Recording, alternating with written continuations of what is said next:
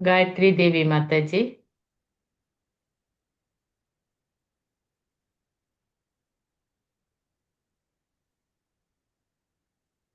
ಗಾಯತ್ರಿ ದೇವಿ ಮಾತಾಜಿ. ಅವರು ಕೋ ಹೋಸ್ಟ್ ಮಾಡ್ಬೇಕು ಮಾತಾಜಿ. ಹರೇ ಕೃಷ್ಣ ಮಾತಾಜಿ. ಹರೇ Okay. ಕೃಷ್ಣ. ಹರೇ ಕೃಷ್ಣ ಮಾಡಿದ್ದೇನೆ ನೋಡಿ ಮಾತಾಜಿ. ಮಾತಾಜಿ. ಹರೇ ಕೃಷ್ಣ. ಹರೇ ಕೃಷ್ಣ ಹರೇ ಕೃಷ್ಣ. ಹರೇ ಕೃಷ್ಣ. ಪ್ರೇಯರ್ ಮಾಡಿ ಮಾತಾಜಿ. Okay. ಹರೇ ಕೃಷ್ಣ ಮಾತಾಜಿ. ಹರೇ ಕೃಷ್ಣ. ಹರೇ ಕೃಷ್ಣ.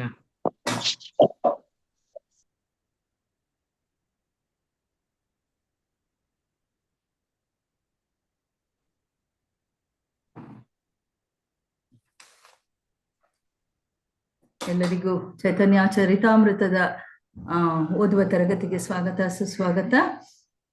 ಹರೇ ಕೃಷ್ಣ. ಪ್ರಾರ್ಥನೆಯೊಂದಿಗೆ ಇವತ್ತಿನ ಒಂದು ಮಂಗಳಾಚರಣೆಯೊಂದಿಗೆ ಇವತ್ತಿನ ಒಂದು ತರಗತಿಯನ್ನು ಶುರು ಮಾಡೋಣ. ಹರೇ ಕೃಷ್ಣ. ಓಂ ನಮೋ ಭಗವತೆ ವಾಸುದೇವಾಯ. ಓಂ ನಮೋ ಭಗವತೆ ವಾಸುದೇವಾಯ. ಓಂ ನಮೋ ಭಗವತೆ ವಾಸುದೇವಾಯ. ಓಂ ಅಜ್ಞಾನತಿಮಿರಾಂಧಸ್ಯ ಜ್ಞಾನಾಂಜನಶಲಾಕಯ ಚಕ್ಷುರುನ್ಮೀಲಿತಂ ಯೇನ ತಸ್ಮೈ ಶ್ರೀ ಗುರವೇ ನಮಃ. ಶ್ರೀ ಚೈತನ್ಯ ಮನೋಭೀಷ್ಟಂ ಸ್ಥಾಪಿತಂ ಯೇನ ಭೂತಲೆ ಸ್ವಯಂ ರೂಪ ಕದಾ ಮಹ್ಯಂ ದದಾತಿ ಸ್ವಪದಾಂತಿಕಂ. ವಂದೇಹಂ ಶ್ರೀ ಗುರು ಶ್ರೀ ಪದಕಮಲಂ ಶ್ರೀ ಗುರೂನ್ ವೈಷ್ಣವಾಸ ಶ್ರೀರೂಪಂ ಸಾಗ್ರಜಾತಂ ಸಹಗಣ ರಘುನಾಥಾನ್ವಿತಂ ಸಜೀವಂ ಸಾದ್ವೈತಂ ಸಾವಧೂತಂ ಪರಿಜನ ಸಹಿತಂ ಶ್ರೀಕೃಷ್ಣ ಚೈತನ್ಯ ದೇವಂ ಶ್ರೀರಾಧಾ ಕೃಷ್ಣ ಪಾದಾನ್ ಸಹಗಣ ಲಲಿತಾ ಶ್ರೀ ವಿಶಾಖಾನ್ವಿತಾಂಶ್ಚ.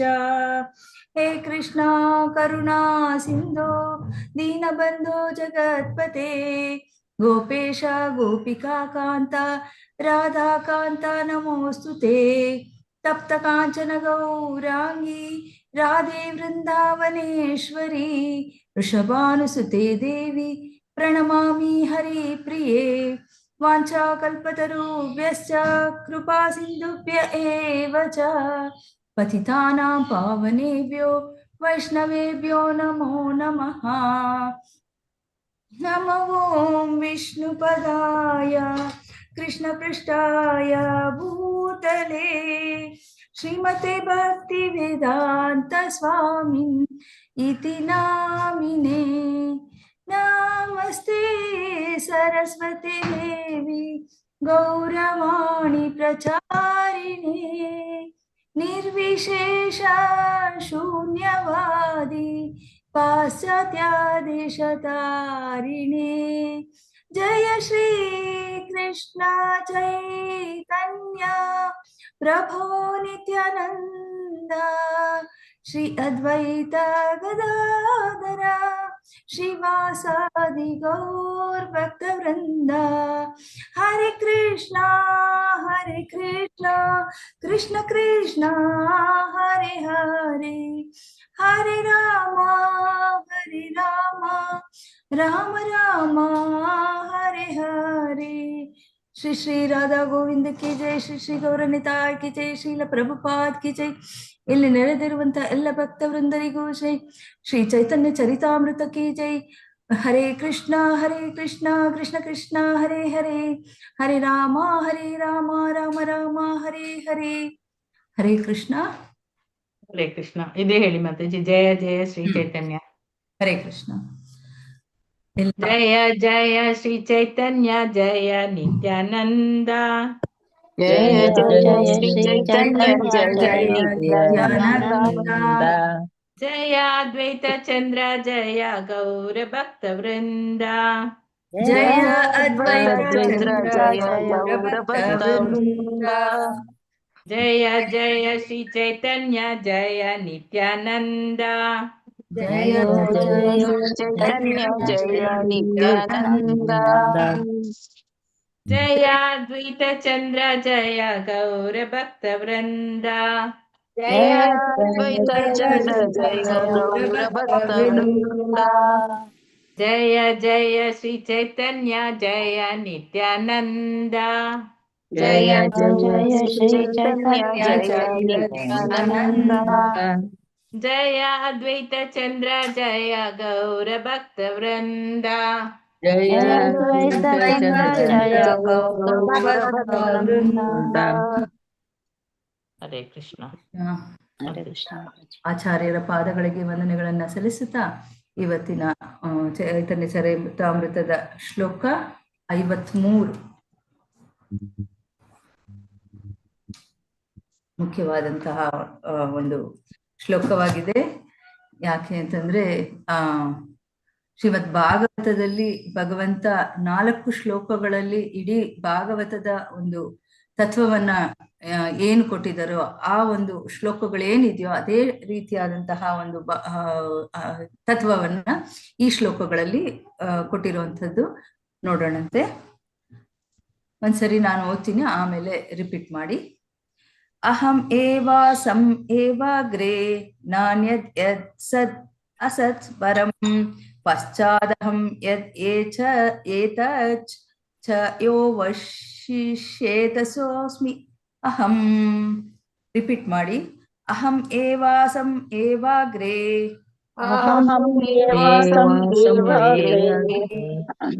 ನಾನ್ಯದ್ ಯತ್ ಸದ್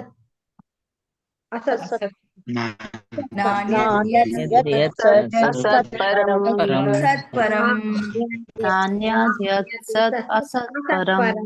ಪಶ್ಚಾದಹಂ ಯತ್ ಏತಚ್ಚ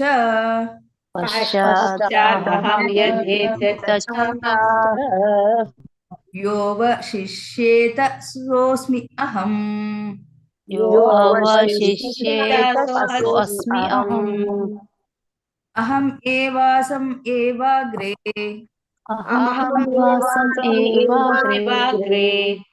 ನಾನ್ಯದ್ ಯತ್ ಸತ್ ಅಸತ್ ಪರಂ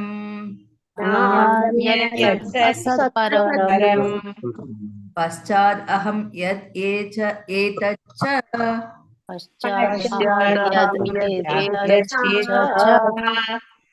ಯೋ ಅವಶಿಷ್ಯೇತ ಸೋ ಅಸ್ಮಿ ಅಹಂ.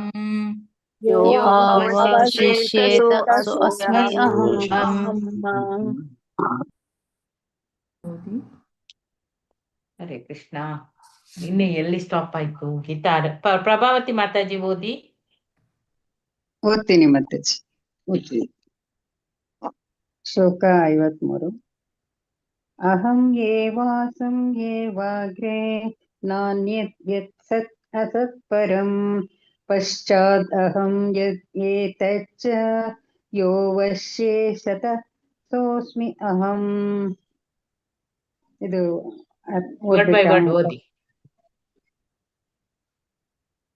ಅಹಂ ಅಹಂ ನಾನು ಭಗವಂತ, ಏವ ಖಂಡಿತವಾಗಿ, ಆಸಂ ಇದ್ದೆ, ಏವ ಮಾತ್ರ, ಅಗ್ರೆ ಸೃಷ್ಟಿ ಪೂರ್ವದಲ್ಲಿ, ನ ಇಲ್ಲ, ಅನ್ಯತ್ ಬೇರೆ ಯಾವುದು, ಯತ್ ಯಾವುದು, ಸತ್ ಕಾರ್ಯ ಅಸತ್ ಕಾರಣ, ಪರಂ ಅತ್ಯುಚ್ಛವಾದದ್ದು, ಪಶ್ಚಾತ್ ಅನಂತರ, ಅಹಂ ನಾನು, ದೇವೋತ್ತಮ ಪರಮ ಪುರುಷ, ಯತ್ ಯಾವ, ಏತತ್ ಈ ಸೃಷ್ಟಿ, ಚ ಮತ್ತು, ಯಾರು ಅವಶಿಷ್ಯೇತ ಉಳಿಯುತ್ತಾರೋ, ಸ ಅವರು, ಅಸ್ಮಿ ಆಗಿದ್ದೇನೆ, ಅಹಂ ನಾನು, ದೇವೋತ್ತಮ ಪರಮ ಪುರುಷ.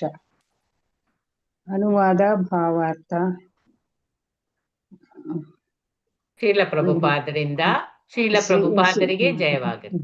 ಶ್ರೀಲ ಪ್ರಭುಪಾದರಿಂದ ಶ್ರೀಲ ಪ್ರಭುಪಾದರಿಗೆ ಜಯವಾಗಲಿ. ಸೃಷ್ಟಿಗೆ ಮುಂಚೆ ಕೇವಲ ನಾನು ಇದ್ದೆ, ಬೇರಾವ ವ್ಯಕ್ತಿಯೂ ಇರಲಿಲ್ಲ. ಸ್ಥೂಲ, ಸೂಕ್ಷ್ಮ ಅಥವಾ ಅಧಿಮವಾದದ್ದು ಯಾವುದೂ ಇರಲಿಲ್ಲ. ಸೃಷ್ಟಿಯ ಅನಂತರ ನಾನು ಮಾತ್ರ ಎಲ್ಲದರಲ್ಲೂ ಇರುತ್ತೇನೆ. ಪ್ರಳಯದ ಅನಂತರವೂ ನಾನೇ ಶಾಶ್ವತವಾಗಿ ಉಳಿಯುತ್ತೇನೆ. ಭಾವಾರ್ಥ. ಅಹಂ ಎಂದರೆ ನಾನು. ಅಹಂ ನಾನು ಎಂದು ಹೇಳುತ್ತಿರುವವನಿಗೆ ತನ್ನದೇ ಆದ ವ್ಯಕ್ತಿತ್ವವಿರಬೇಕು. ಮಾಯಾವಾದಿಗಳು ಈ ಅಹಂ ಎಂಬ ಪದಕ್ಕೆ ನಿರಾಕಾರ ಬ್ರಹ್ಮ ಎಂದು ಅರ್ಥ ಕೊಡುತ್ತಾರೆ.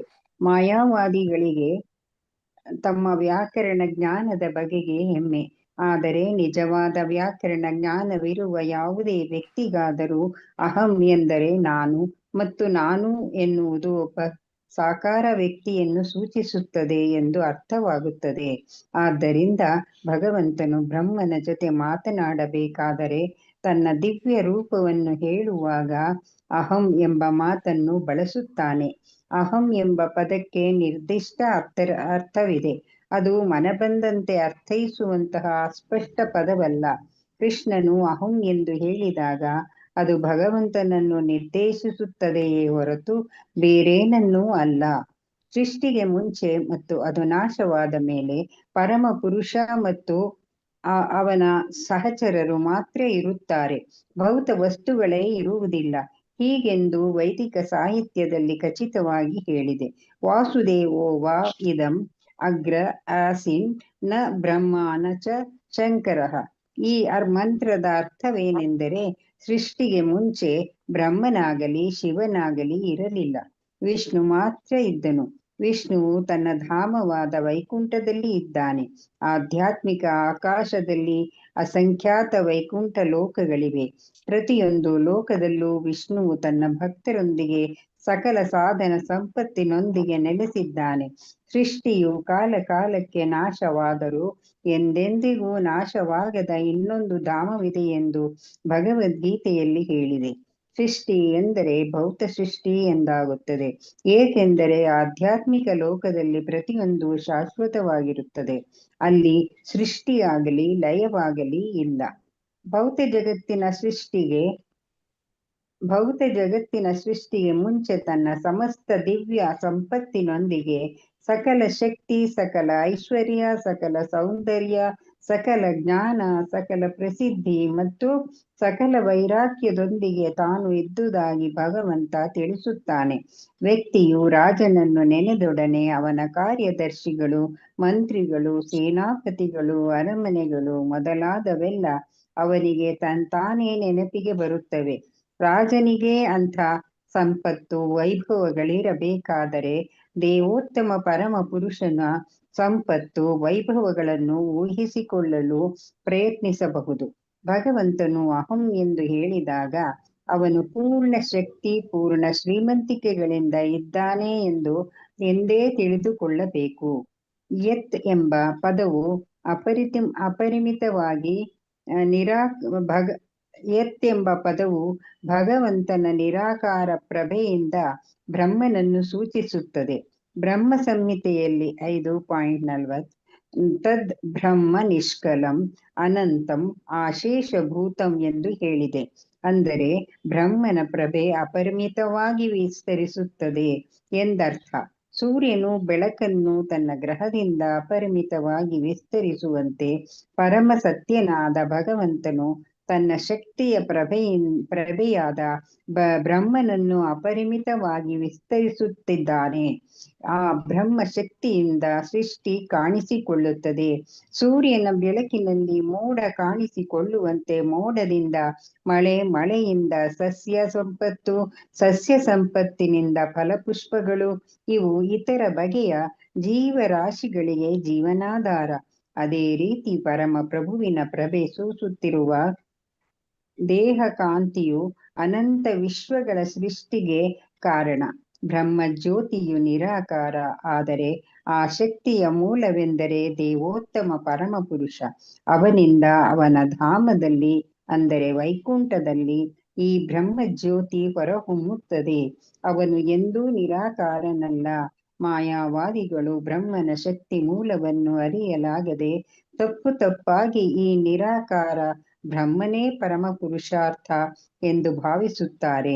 ಆದರೆ ಉಪನಿಷತ್ತುಗಳಲ್ಲಿ ಹೇಳಿರುವಂತೆ ಪರಮ ಪ್ರಭುವಿನ ಮುಖವನ್ನು ನೋಡಬೇಕಾದರೆ ನಿರಾಕಾರ ಜ್ಯೋತಿಯನ್ನು ಭೇದಿಸಿಕೊಂಡು ಹೋಗಬೇಕು. ವ್ಯಕ್ತಿಯು ಸೂರ್ಯನ ಬೆಳಕಿನ ಮೂಲವನ್ನು ತಲುಪಬೇಕಾದರೆ ಅವನು ಸೂರ್ಯನ ಬಿಸಿಲಿನ ಮೂಲಕ ಪ್ರಯಾಣ ಮಾಡಿ ಸೂರ್ಯನನ್ನು ತಲುಪಿ ಅನಂತರ ಅಲ್ಲಿನ ಅಧಿದೇವತೆಯನ್ನು ಸಂಧಿಸಬೇಕು. ಶ್ರೀಮದ್ ಭಾಗವತ ಹೇಳುವಂತೆ ಪರಮ ಸತ್ಯನೇ ಪರಮ ಪುರುಷ ಭಗವಂತ. ಹರೇ ಕೃಷ್ಣ ಮಾತಾಜಿ, ಧನ್ಯವಾದಗಳು ಮಾತಾಜಿ. ಹರಿಣಿ ಕಕ್ಕೇರಿ ಮಾತಾಜಿ ಓದಿ. ಓದ್ತೀನಿ ಮಾತಾಜಿ. ಹರೇ ಕೃಷ್ಣ. ಪಶ್ಚಾತ್ ಅಹಂ ಎಂಬ ಮಾತು ಅಲ್ಲ ಮೇಲೆ ಮೇಲೆ ಮಾತಾಜಿ. ಸತ್ ಎಂದರೆ ಮೇಲೇನೆ ಕಾರ್ಯ. ಓ, ಸತ್ ಎಂದರೆ ಕಾರ್ಯ, ಅಸತ್ ಎಂದರೆ ಕಾರಣ, ಪರಂ ಎಂದರೆ ಕಾರ್ಯಕಾರಣಕ್ಕೆ ಅತೀತವಾದ ಪರಮ ಸತ್ಯ.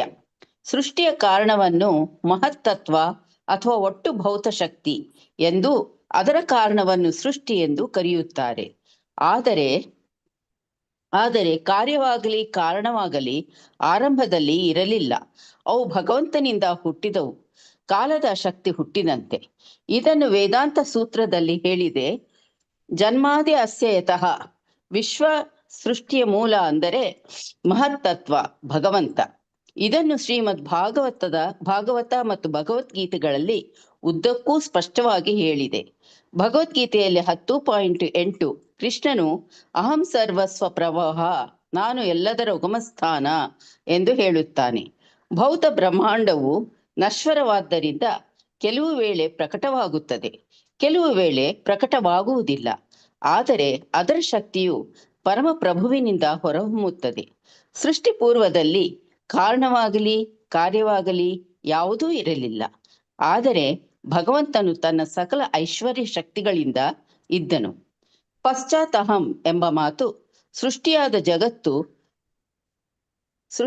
ಜಗತ್ತು ನಾಶವಾದ ಮೇಲೂ ಭಗವಂತನು ಇರುತ್ತಾನೆ ಎಂಬುದನ್ನು ಸೂಚಿಸುತ್ತದೆ. ಐಹಿಕ ಜಗತ್ತು ನಾಶವಾದಾಗ ಭಗವಂತನು ವೈಕುಂಠ ಲೋಕಗಳಲ್ಲಿ ಸಾಕಾರಯುಕ್ತನಾಗಿ ಮುಂದುವರಿಯುತ್ತಾನೆ. ಸೃಷ್ಟಿಕಾಲದಲ್ಲೂ ಭಗವಂತನು ವೈಕುಂಠ ಲೋಕಗಳಲ್ಲಿ ಇರುತ್ತಾನೆ ಮತ್ತು ಭೌತ ಜಗತ್ತಿನಲ್ಲಿ ಪರಮಾತ್ಮನಾಗಿ ಇರುತ್ತಾನೆ. ಇದನ್ನು ಬ್ರಹ್ಮ ಸಂಹಿತೆಯಲ್ಲಿ 5.37 ಸ್ಪಷ್ಟಪಡಿಸಲಾಗಿದೆ.